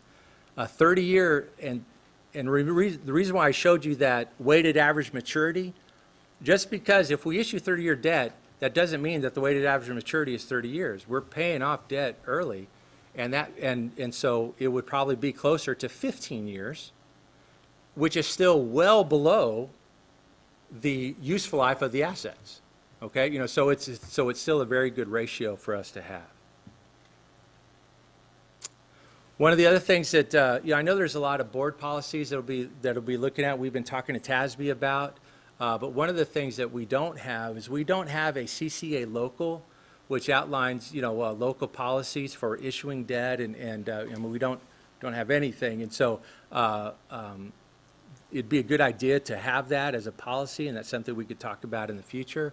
And so one of the things we want to make sure we're doing is we do conservative growth projections, but it's also important, and we'd want to have this in policy, is that we would not finance assets over a greater period than the estimated useful life. Okay, I mean, you don't want to buy vehicles and be paying those off over 30 years. I mean, that's what you don't want to do. You don't want to be upside down like that. And as I can show you, as I showed you before, we're totally on the opposite side of that, which is where we want to be. We don't ever want to capitalize interest costs. There are districts that have done that in the past, kind of gotten in trouble with that. We want to establish fund balance requirements. But then, there are different debt instruments and their use. Fixed rate, variable rate. A lot of districts have variable rate debt, but you limit it to only 25% of your portfolio, so you decrease your interest rate risk. You want to have early call provisions so that you can pay off debt as early as possible if you have more tax collections than you expect. And then you always want to be able to do refundings, which this district has done. This district has done several refundings in the past. Okay, just like you refinance your house, this district has refinanced several of the bond issues. So that's a lot. There's a lot there, and I know it's a different picture on our debt service rate than maybe you were kind of thought about in the future in terms of our ability to maintain the 20-penny rate. But there's really no doubt we can maintain the 20-penny tax rate given the growth we've had in assessed values. Now I think we're in a great shape to be able to have that as the debt profile as an asset that can really help us on the general fund side if we don't get some of that relief on the formula transition grant. All right? So anyway, the actual agenda item itself, the bond issue, just talks about, we want the flexibility to be able to issue all $234 million. I don't know if we'll do that yet. And whenever we do go to market, I'll definitely make sure that Dr. Chapman updates you on what our thinking is with regard to the market and where we're at on that. But we definitely feel like we can, get interest rates well below 3%. But we do want to have the flexibility of going out to 30 years to give us another penny of flexibility in the event that we have a TRE in 2023 and we want to lower the debt rate in 2023. Okay? So I'll be happy to take any questions. I know that was a lot. Questions from board members? Ms. Derrick. Thank you, Mr. Bassett. That was a lot of information, a lot that I will have to go home and process. Some immediate questions I have for you are, so we currently have 4 months reserve. Can you tell me what kind of the norm is for districts on reserves? A lot of districts, well, first of all, GFOA recommends at least 2 months. And GFOA is Government Finance Officers of America. Okay, and that's for not just school districts, all municipalities, cities and counties and the like. Most districts that I've seen that have fund balance policies like to go no lower than 90 days. Okay, 3 months worth. Okay, but we're in really good shape. There are districts that certainly have more fund balance than us in months. Okay, but not many. Not many. Does the state have any recommendations on that? They do Or not. do they frown upon you if you have too much? Well, no, they do frown on you if you have too much, as I've discussed in the past, in terms of, there is still discussion about, even without the pressure to lower the basic allotment, there is still discussion about looking at the fund balances that the school districts have. And that's why we've done, implemented some of the strategies we talked about with our Technology Internal Service Fund and setting aside that 1 month in that state stabilization fund. So you're comfortable with 4? that's a Sure. good I mean, place to be. yeah, it's the best I've been responsible for. But it's going to be important for us to maintain close to that, especially because we could lay out all these fantastic plans, but then what happens if the taxpayers say, no, I'm sorry, even though your tax rate is already lower than other folks, we don't want you to increase it, okay? Or maybe the economy just doesn't do as well, and we're not able to decrease the debt service rate.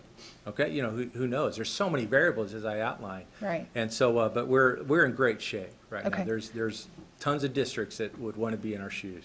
My other question was, where are we, and Dr. Chapman, I don't know if this is more your question, with the current hold harmless discussions at the state level related to ADA for this year?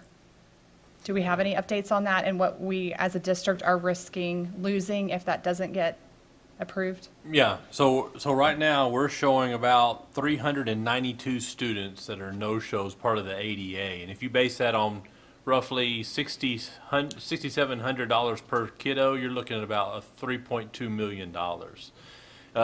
There are conversations that we're having right now with the Commissioner of Education. We also are utilizing several committees, like North Texas Commission, a couple others, to really push the idea of allowing us to have hold harmless for the spring semester, but the commissioner has not made that decision as of yet. He did state last week that he would like to get the legislation to weigh in on this, but I'm watching legislation every single day, and they're having conversations on why aren't we funding, the monies that have already been put aside. I mean, this is no additional funds for public education, so why aren't we funding that as we move forward? And two, what we're also doing is asking to fund this until further notice. When is this pandemic going to be over? Is it going to be May? Is it going to be next year? I don't watch the news, but you can watch the news and you can hear what I'm hearing from the county CDC and the state CDC, and it may be a while. So we're now saying, we're not talking spring anymore. We may be talking 2022.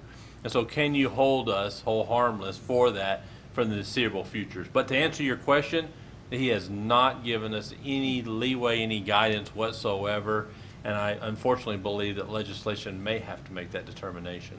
So if nothing were to change, they don't make a decision, and we are now set to have a loss of $3.2 million, Mr. Bassett, this is not your question, how are we prepared to do that? Well, the good news is that his number's very accurate, except that's a whole year number. Yeah. Okay?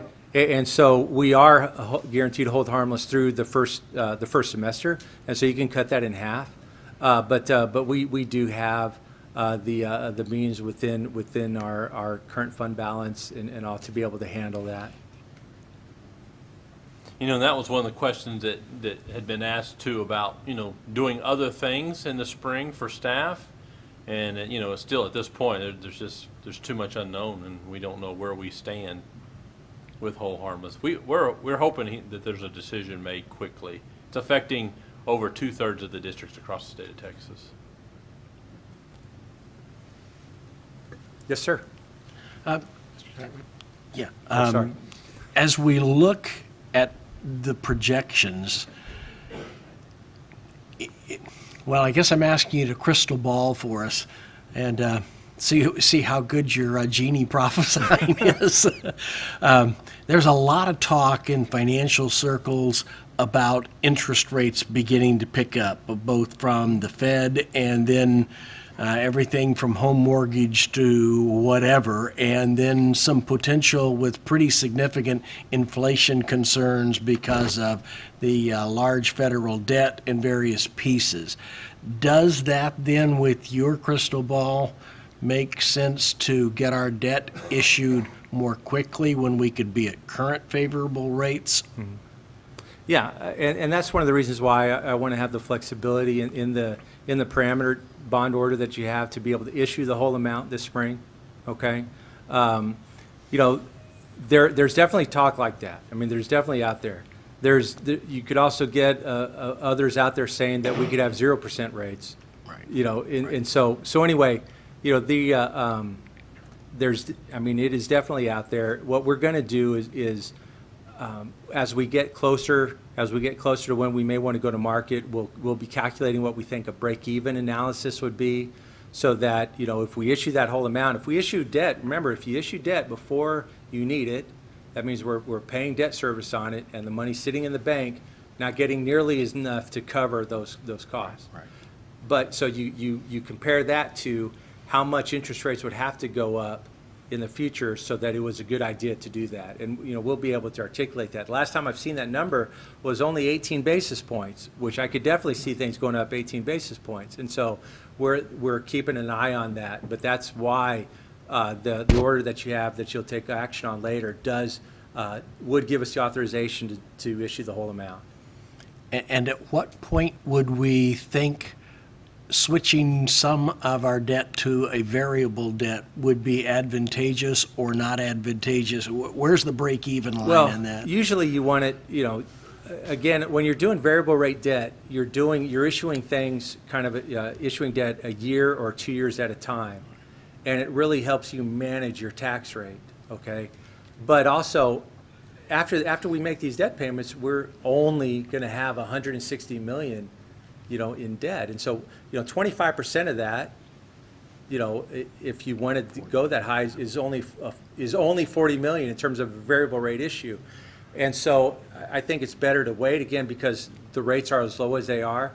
I could see us as we're managing, so look at the pointer here. I could see us as we're managing the tax rate here.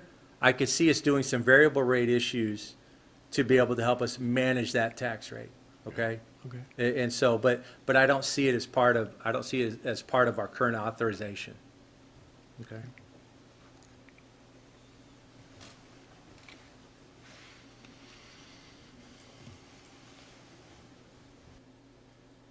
All right, sorry about wearing you out on that one, but anyway. Further questions from the board? Well, thank you. Thank you, Mr. Bassett, for the presentation, very informative. So we will move next to agenda item 5C, which is the teacher incentive allotment. Dr. West. This is Dr. West, I believe. I'll stay here so that Dr. Coleman can go ahead and move over there and get the presentation ready to go. But tonight, we are so honored that three of my colleagues, our colleagues, are going to be able to share information with you about the teacher incentive allotment. Dr. Darrell Coleman, Chief of Staff, has 30 years in education work. Dr. Jennifer Duplessis is back here, and she's Executive Director of Finance. She has 20 years. And Miss Tracy Smith, Assistant Superintendent, has 37 years. These colleagues not only have lots of years in education, they have spent countless hours working with stakeholders in the area of the teacher incentive allotment. So we're very honored to have the opportunity to share more with you tonight. Dr. Coleman. All right, thank you, Dr. West, for that wonderful introduction, and good evening, Dr. Chapman, my boss, and ladies and gentlemen on the board, my other bosses. I am really happy to talk to you about the teacher incentive allotment. House Bill 3 is a broad-based finance bill. It was passed in 2019, and the bill dedicated additional funding to school districts to improve instruction and to improve student outcomes. But the legislature recognized that one very important component of all of that was to help teachers get more money, otherwise a teacher incentive allotment. Now, the allotment was enacted in response to some data that I have displayed for you, and the data showed that although students started education programs excited about being teachers and they graduated ready to enter the profession and make a difference in students' lives, they were leaving the classroom within 5 years of their teaching career. And additional survey data showed that one of the reasons for them leaving the classroom had to do with compensation. And so,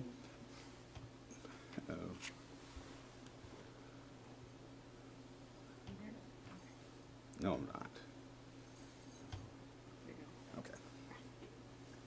And so based on the information from the data, the teacher incentive allotment was designed for 2 reasons. And the first reason, and I'm praying to God this thing works, so y'all pray with me. All right, you praying hard enough.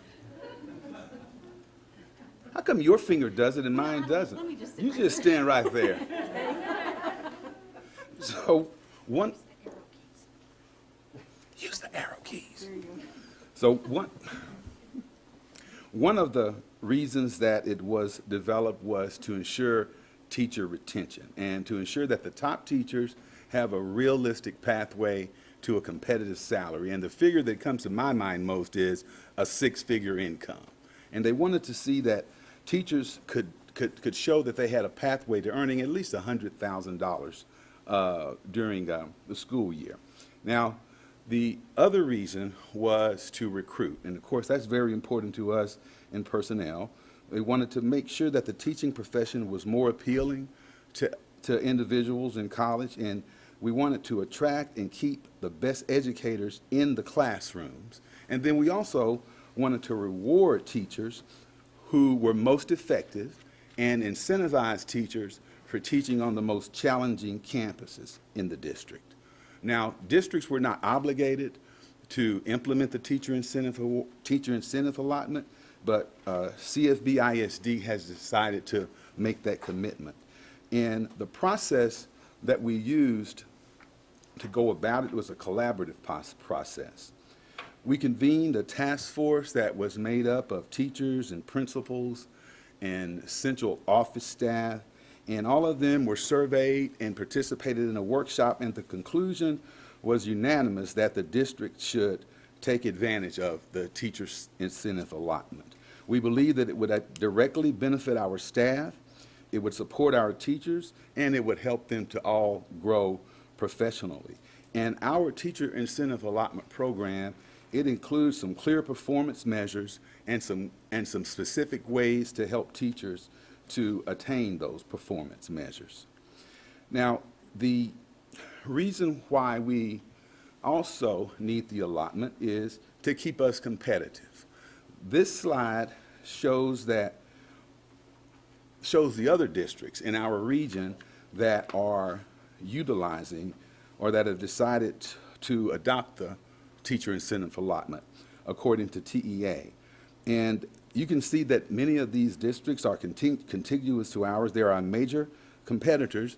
These are the districts that typically try to take our talented teachers, and more importantly, these are the districts where we try to take talented teachers from. So we want to remain competitive. We want to make sure that they know that we are able to give them a chance to earn as much of a salary as they can in any other district. The next person who is going to present to you is Jennifer Duplessis. She knows a lot more about working the PowerPoint here, and she's going to talk to you about how the allotment is calculated and tell you a little bit about how we're going to pay it. I hope so. Well, good evening. Thank you, Dr. Coleman. So I'm going to use the down arrow. So how do teachers earn these designations? In developing the initiative, the state mandated that each district include two components. The first is teacher observation. In CFB, our system is T-tests. Utilization of this system will allow us to not ask any more of our teachers. Instead, we as a district will spend our time developing systems that will ensure that our evaluations across the district are based on the spirit under which T-test was written. That of observable outcomes that can be justified based on that T-test rubric. Student growth is the second of the mandated pieces. While it is a mandate, the district gets to determine what will be used to document this performance. Will it be STAR, MAP, student growth goals, a combination of these, or some other measure? These will be determinations that we make together as we move forward in this process. In addition, TEA has given districts leeway to determine additional measures that can be used for consideration. We'll share CFB's thinking in regard to this area later in the presentation. So what is the teacher incentive allotment? This diagram shows that teachers, based on data that we're determining with our staff, will be able to earn levels of distinction. The first level honors recognized teachers. Teachers with this designation can earn between $3,000 and $9,000 a year for meeting the district-developed qualifications. While there are no strict numbers at the campus or district level, this designation will be achieved by approximately 30% of the teachers across the state. Teachers obtaining national board certification will automatically enter the TIA designation system at that recognized level. The next level is exemplary. These teachers can earn anywhere between an additional $6,000 to $18,000, and the state estimates that 20% of teachers will be able to achieve that designation. The last designation is Master Teacher Distinction. Approximately 5% of the teaching staff statewide will achieve this designation and can earn anywhere between $12,000 and $32,000. These designations, once earned, will stay on that teacher's certificate regardless of their district for 5 years, at which point in time they would need to renew that certification again. In CFB, the exact amounts that are used for this teacher incentive allotment are based on a state formula. For each campus throughout the state, TEA has publicized those amounts. There's a link on the slide. And these are hypothetical amounts at this point because we haven't completely entered into the process yet. So those will vary, but it's based on basically the campuses that have a higher percentage of economically disadvantaged students or are rural receive that higher allotment amount in that range. So what I provided on this slide is just a range of CFB campuses. We have one at 22% all the way up to 90%. So this gives you an idea of the range specific to CFB campuses for the numbers that they're using this year. There are some rules as far as once the district receives the teacher incentive allotment funds, how they may be used. TEA mandates that 90% of that has to be used for teacher compensation on the campus where the designated teacher works. There are several options within that 90%. Districts can choose to give that full 90% allotment to the teacher with the designation. A second option would be a shared model in which the teacher with the designation receives some percentage and other high-performing teachers on that campus may receive a percentage as well. Additional stipends can also be used. So districts are allowed to be innovative and change that model as long as that 90% is being used for compensation for teachers on the campus where the designated teacher is. So a lot of hard work and thought goes into these considerations. If I can provide you an example of what that looks like when we met on Tuesday, we had a great focus group, Dr. Parker and I, and about 20 or so teachers from various campuses, and it was really interesting. We posed some options just as we start to consider these items, and I was able to bounce around between the breakout rooms. And as I entered one of the breakout rooms, one of the tasks was to start talking about these options. And all the teachers were saying, I don't want to answer. Do you want to answer? No, I don't want to answer. No, nobody wanted to answer. In fact, they talked about maybe waiting till one of the other groups answered and then they could just copy that answer. It was really quite funny. But the overall feeling is we know this is going to be difficult. We know there are going to be difficult decisions that need to be made, but at the same time, we know that the work is important. We know that it's important to provide this pathway for highly qualified teachers to receive a designation. The remaining 10% of the funds that we receive through the teacher incentive allotment can be used to support implementation of our local designation system. So all the costs that we may incur as a result of implementing the locally designated system. As we craft our plan together, the decisions are being compiled into the application that's due in April. In the application, we'll delineate exactly how we'll address the state's requirement for a valid and reliable teacher observation system and the use of student performance measures and submit that plan to TEA for approval. The second piece of the process will come from an external source. TEA is working cooperatively with Texas Tech University to ensure the validity of the data reporting systems that each district chooses. Next year, after we've developed our system, CFB will submit evidence of teacher effectiveness to ensure the accuracy and reliability of our data. Please note we are using the 2020-2021 school year to work on systems to ensure the accuracy and reliability of our data. As a result, no T-test scores from this year will be used in the determination of TIA designations.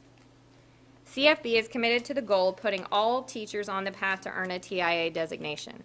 However, in this process, we may see a phased-in approach with some grades and/or subject areas coming on board at various times. Answering these and other questions as we create our TIA designation system is something we will do together in the months and years ahead. While we do not know our exact timing for when various teaching assignments will be included, if we use a phased-in approach to implementation, we do know that we are continuously gathering input from staff to ensure that the TIA system is fair and accurate and reflects the values we hold close in our district. And now I'd like to hand it over to Tracy Smith, who we call our team captain on this project.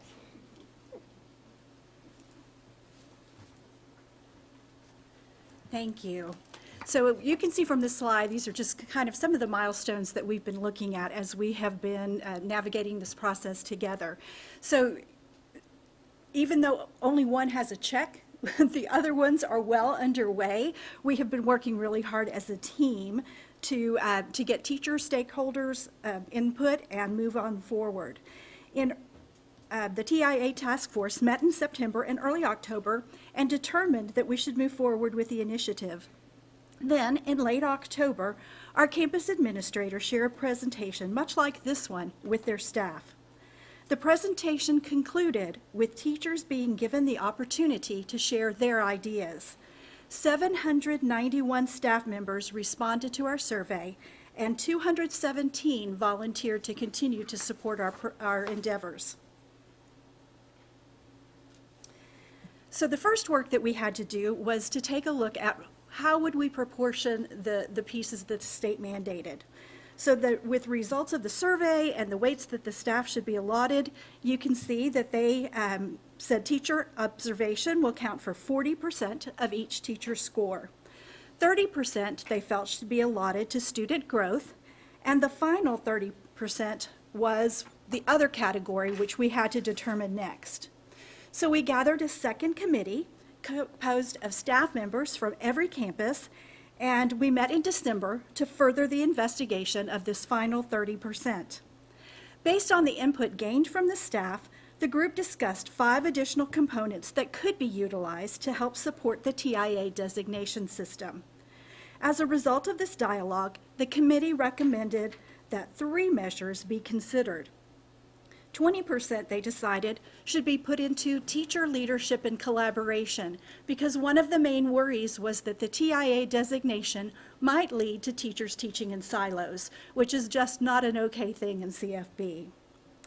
5% they thought should be put into relative performance as delineated on STAR.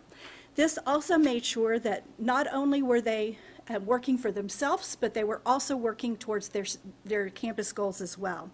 The final 5% reflect feedback that students will give regarding their teacher. So we, during that same meeting, met with 3 different companies that shared with us some student surveys that could be given. Teachers were able to listen to the presentations and decided that Panorama overwhelmingly was the one that they thought would give them the best feedback from their students. In addition to that, they'll get feedback individually, and it will also give them a plan as to ways they can increase their scores. Because again, the teachers are very interested in wanting to earn this designation, and of course, we want to help them with that. There's still a lot of work to be done in preparation for the application. Currently, the staff is working on all of the areas in this chart. A survey went out to all teaching staff this week to share where we are in regard to TIA and to ask their input as to valid and reliable measures in each content area eligible for the TIA designation. Dr. Parker, is pulling and analyzing data to determine benchmark scores to determine the parameters for recognized, exemplary, and master teacher level designations. Dr. Duplessis and Dr. Parker met with a team of teachers this week to gain their feedback as to how funds should be distributed. Dr. Coleman is developing systems for tracking teachers who may move in with the designation, along with systems for monitoring those in CFB who earn the distinction. The last member of our leadership team, Ms. Parnell, is busy working to ensure that our stakeholders are well aware of the work that is going on and implications for them as we begin the 2021-2022 school year. You'll want to look at the TIA website that has quite a bit of information for our staff to see to keep them informed of the process as we move along. The team is excited about what we've developed with our staff, and we'll be back in April to share more details with you prior to the submission of the application in April. Thank you for your time.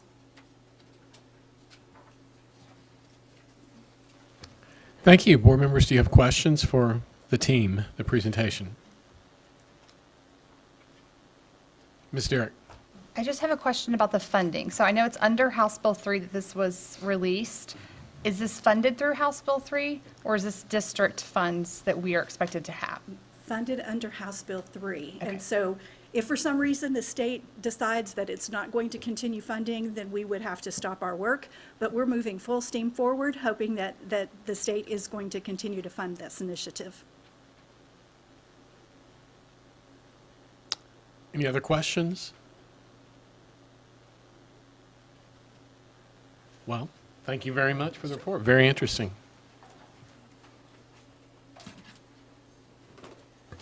Okay. Our next agenda item is 5D, December end of course results. I believe this is Dr. Parker.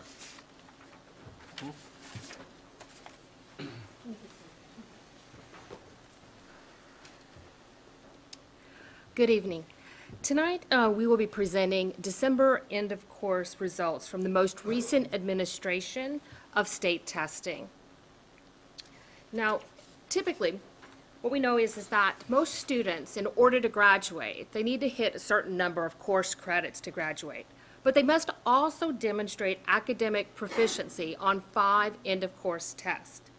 Now, most of these tests are given during a student's 9th grade year. That would be the algebra test, the biology test, and English 1 test. And then our 10th graders typically will take the English 2 end-of-course test, and our juniors taking the last of the test for U.S. history.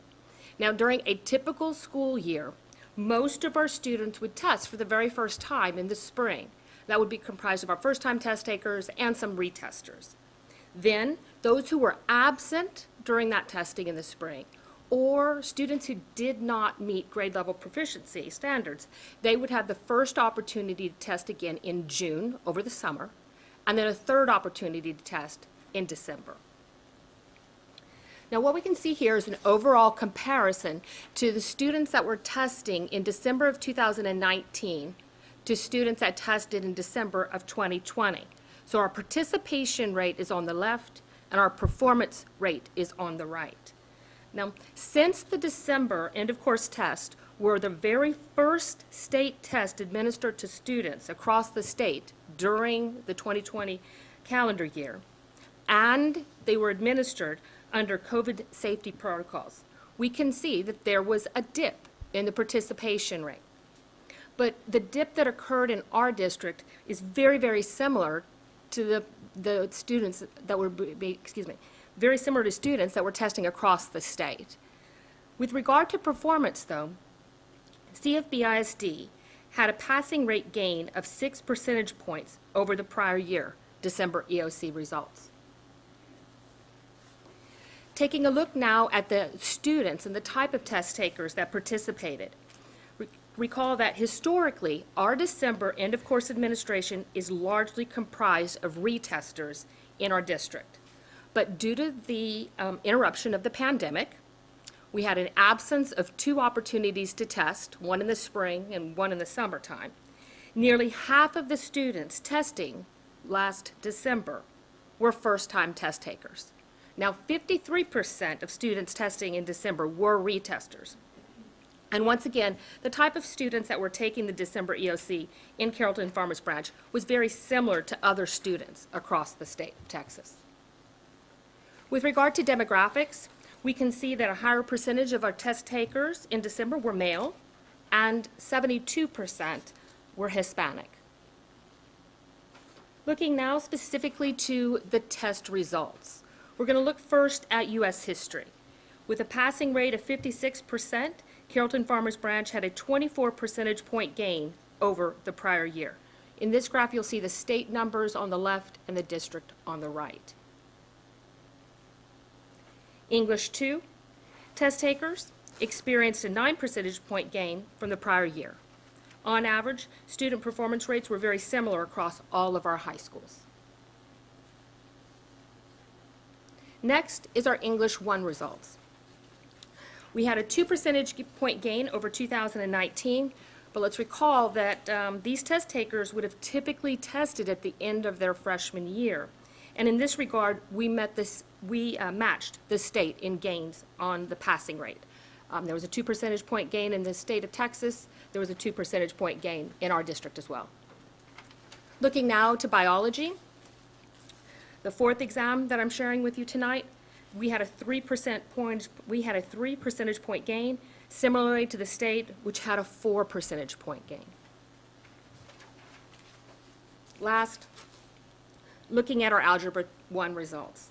Now, similar to other students across the state, our December EOC scores were slightly lower than the previous year. In January, we shared with the board the impact interrupted instruction has had on mathematics across the nation. Math is just different. And as we can see here, there was a drop across the state, as well as in CFB. Next, I'm going to be turning it over to Dr. Chris Julian. He's our district testing coordinator for Carrollton-Farmers branch. With 22 years in education, this is his 3rd year in the role, and tonight he will be helping make sense of how this looks different and sharing the context behind our December EOC test results. He will then be followed by Dr. West, who will share what is currently in place to support our students prior to the next administration of STAR.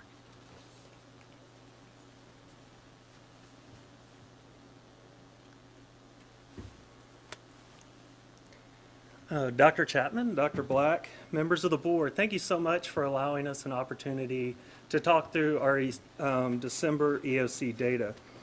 So traditionally for this meeting, we would share comparisons of the state data across the last few years. We'd give a comparable picture of how we did in 2018, 2019, and this year. However, the reality is that understanding our performance this year, post-COVID 2020, is more complex than it has been in years past. To gain an understanding of what I mean, I'm going to dig in a little bit deeper to a couple of the points that Dr. Parker brought up earlier. Our first consideration is the effect of the cancellation of EOC in 2020. When the test was canceled last year, students who passed the course were granted a waiver. However, not all students received a waiver. Those students that did not receive a waiver are still required to pass their EOC to graduate. And this December EOC was that first opportunity for them to do that. In years past, the majority of students taking our December EOC were retesters. The retesters are represented by orange in the graph.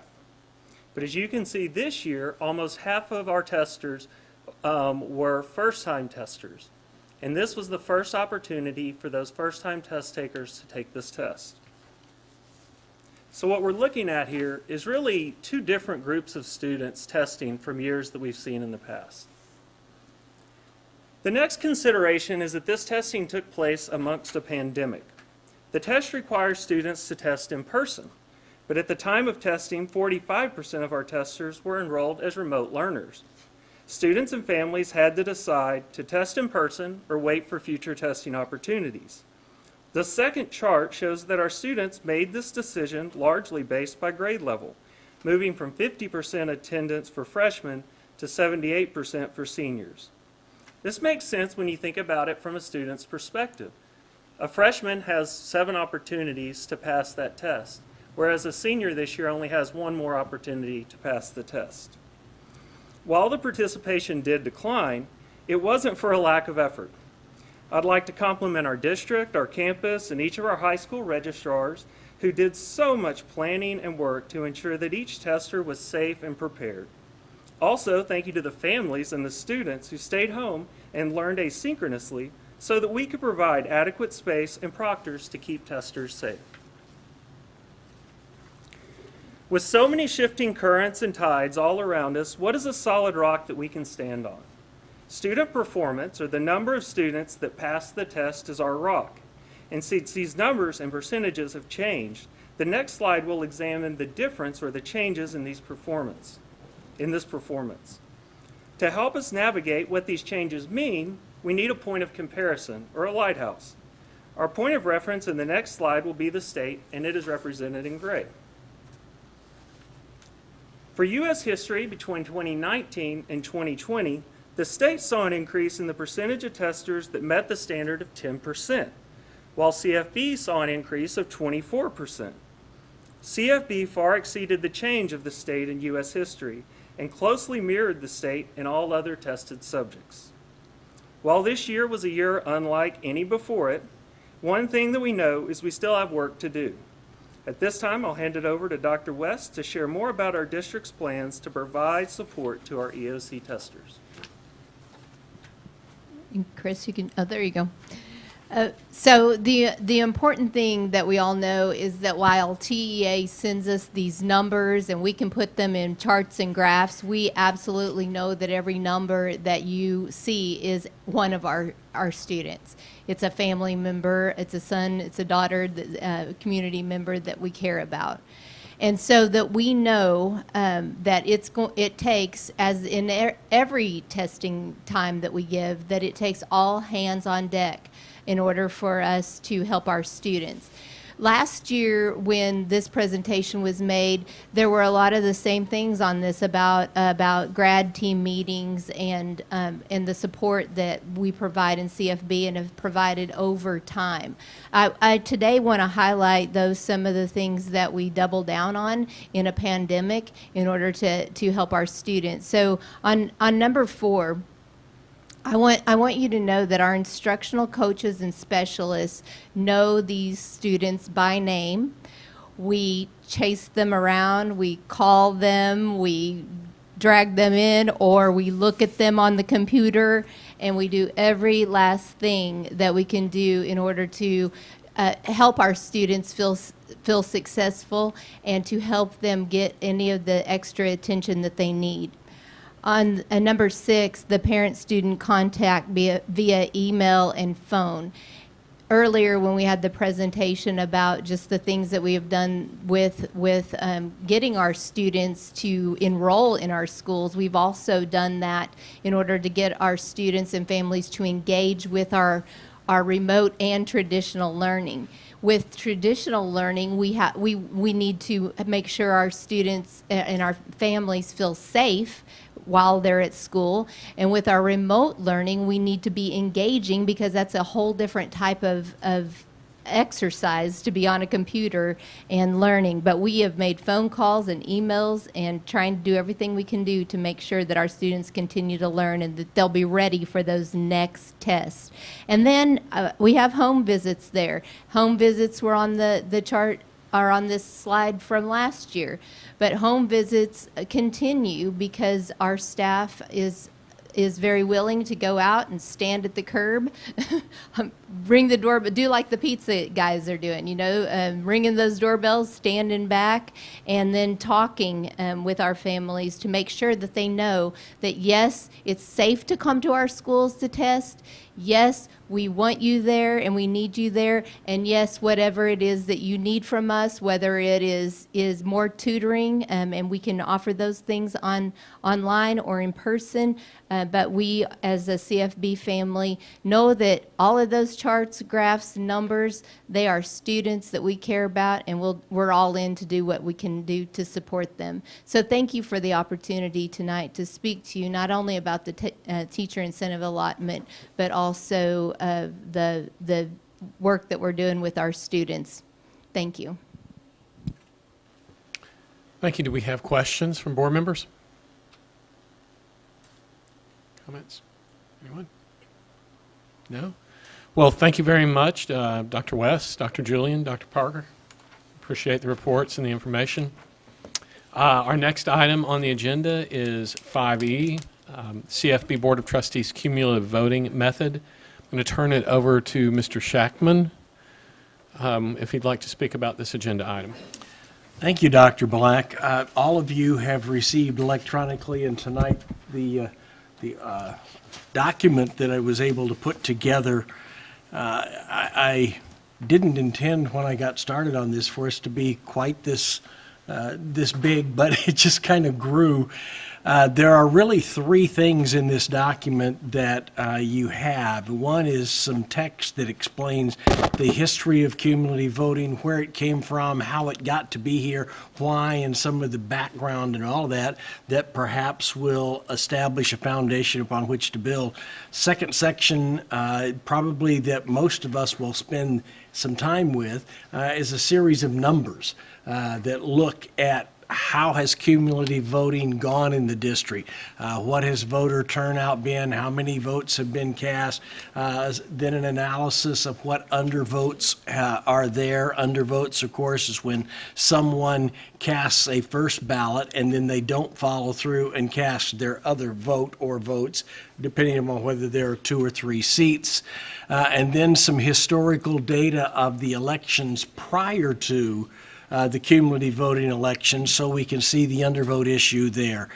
Finally, I did go ahead and attach as a bibliography the resources and things that I looked at in case any of you wanted to do any look or whatever on your own. So I hope this is beneficial to you. I started by talking about the purpose. Mr. Matthews and I are the only 2 trustees that were here as trustees in 2015 when this came about. And as part of discussion out of some closed session and in regular session, the trustees felt like there was a need for us to run a cycle, 3 years, and then take a look and see where are we. And we didn't actually get that done with the start of pandemic and stuff, and the 2019 election didn't happen. Well, we've gotten through that and actually one more election now. And so that's why this has come up, and I felt a responsibility to the commitment the board made in 2015 and a responsible commitment that I'd made to constituents in the district that we'd take a look at it and we'd see. I am not suggesting that we in any way need to take a formal action tonight, and I think this is a subject matter that I would encourage us to potentially say, do we want to put together a committee to look and bring ideas? What do we want to do, or do we want to, what and when can we further this discussion? And my recommendation, if it's agreeable with colleagues, and we've already approved in the consent agenda the order for this year's election, am not advocating that there be any consideration of change for this upcoming election. This will give us something to spend some weeks and months looking and asking questions and building our knowledge on the base, and then being able to take that and make some decisions, because we may fully decide this is exactly what we need to be doing and we want to continue doing it exactly the way we are. We may ultimately say there are some issues that are there, and what are those issues, and they would warrant us to take a look at possibly making a change. So that's what I've gotten together. I hope it's of help to you, and if you want me to autograph a copy of the book, we'll be happy to do that. If you have any questions about any of the content that's put together, other than that, Dr. Black, then I think we can kind of maybe ask ourselves how would we want to proceed.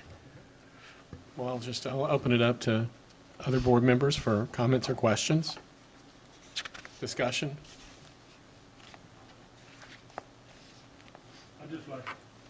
I'd just like to congratulate Mr. Shackman for that. He put in a lot of work on that, and I think that's pretty obvious, but did a good job. Thank you. Thank you.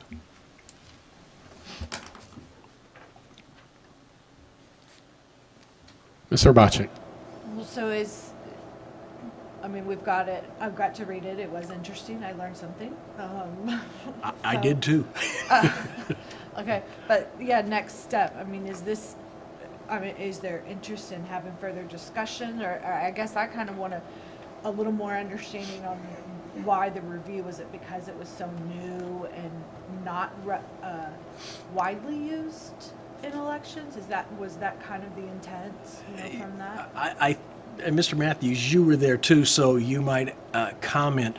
I think there were 2 things that happened. Number one, it was completely new to us, and we were curious and concerned with, would our constituents understand it, be able to use it? Would it be effective for us?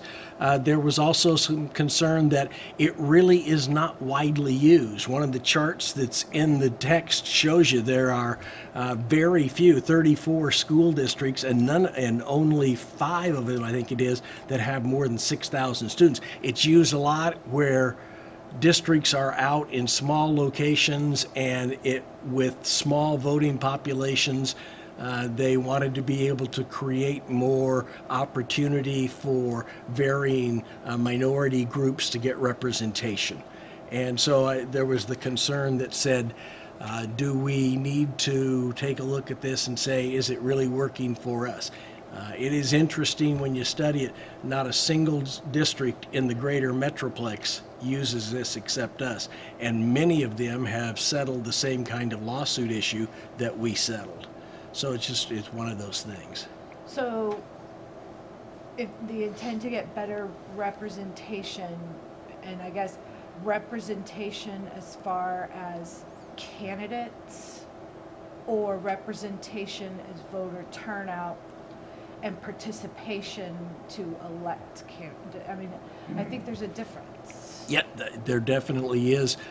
The intent. And they're both important. Right. They're both important. Absolutely. And the intent of cumulative voting as it came into the district was to provide opportunity for minority group representation to be able to cluster vote, which is a term that will get used from time to time in cumulative voting, to cluster vote in a way that would bring representation for minorities into the policy-making board. And there was concern in not only the lawsuit that we faced, but several suits throughout the area, that was not able to happen without some change, either single-member districts or other things. Some of that is defined in there. But that was why, to see would this help accomplish that. Okay. Nothing else? Other comments? Questions?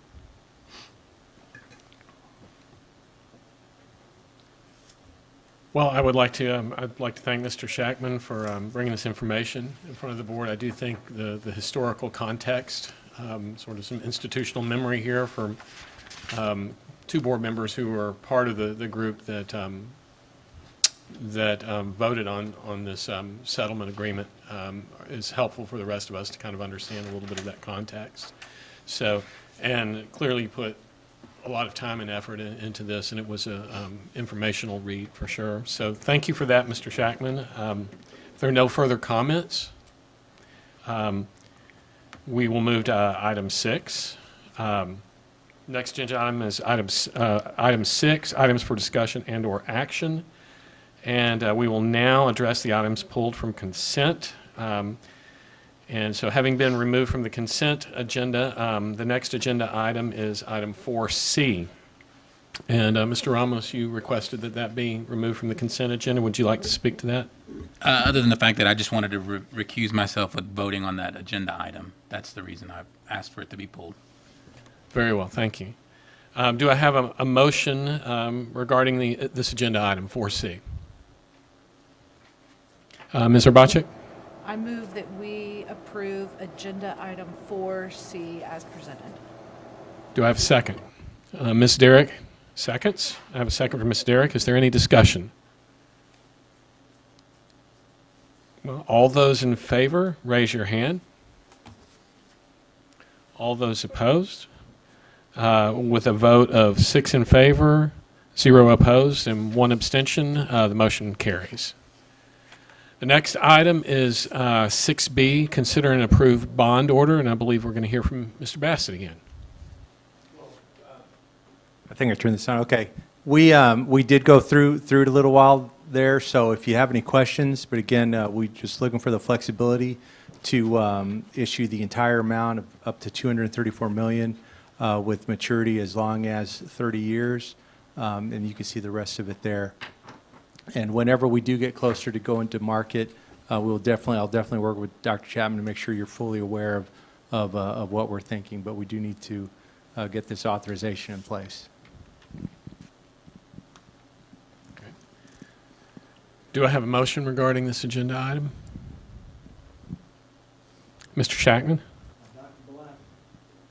Put the mic on. Dr. Black, I would move that the board approve the order as presented for the bond issuance as we have been informed. Thank you very much. Do I have a second? A second from Mr. Matthews. Is there any discussion? Ms. Derrick? Dr. Black, I just want to make a quick comment for those watching tonight that this $234 million is part of the original 2018 $350 million. I don't want anyone to think that we are approving an additional $234 million tonight, but this is to complete the 2018 bond for $350 million. Okay. It's an important clarification. Thank you very much. Ms. Herbacek? With no impact to the tax rate right now with the variables we have. For sure. That's what the voters. That is correct. The voters, we sold to the voters. From that. Okay, thank you. Another very important clarification. Thank you, Ms. Herbacek. Any other discussion? Hearing no further discussion, all those in favor, please raise your hand. All those opposed? So with a vote of 7 in favor and 0 opposed, the motion carries. The board will now move on to the next agenda item, number 7, comments from board members regarding posted agenda items. Board members, do you have any comments you wish to make at this time related to the posted agenda? Mr. Shackman. Dr. Black, kind of almost from the posted agenda. Dr. Chapman has done a really outstanding job, and thank you for your work getting us the legislative picture that you're keeping in front of us, all the bills, the committees, all of the pieces. I would request that you give any consideration. Is there any advocacy issues that you think are extremely cogent for CFB and what we're accomplishing, and who might we ought to be reaching out to? As board members, do we need to email? Do we need to call? Any advice in that area as you're sending out those updates? We've talked several times tonight about House Bill 3 and hold harmless and all that, so help us to be more actively involved. Yeah, and I will, and the time's just not, now. And so, absolutely, and as I stay on top of this, I mean, I'm on it multiple times a week, and any time that we need some help with you, reaching out to our representatives, I will definitely be doing so. But we just got committees set. We're now having some interesting conversations, and I will be doing such. Yes, sir. I'll be sending you letters that I send out. I've actually got one I'm going to send to you soon. And if you want to use that, copy it, and be more than happy to do so. Absolutely. Ms. Herbacek.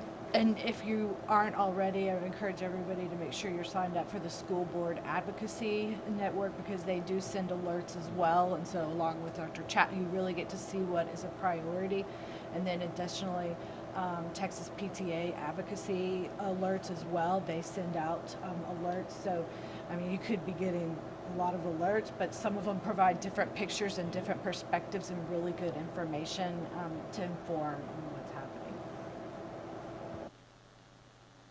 Any further comments from members of the board?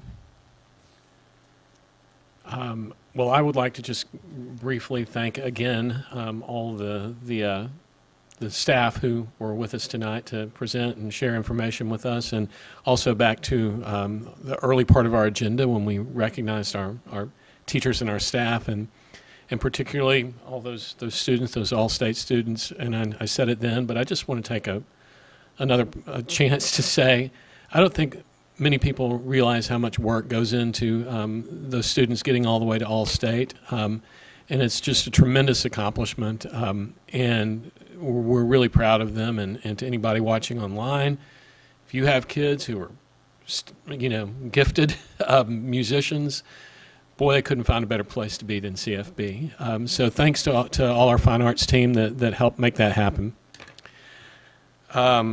Anything else that anyone has regarding the agenda?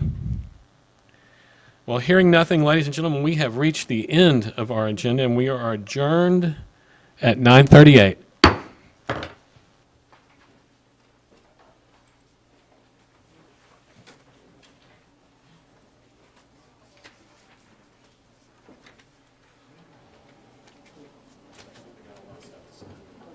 Probably.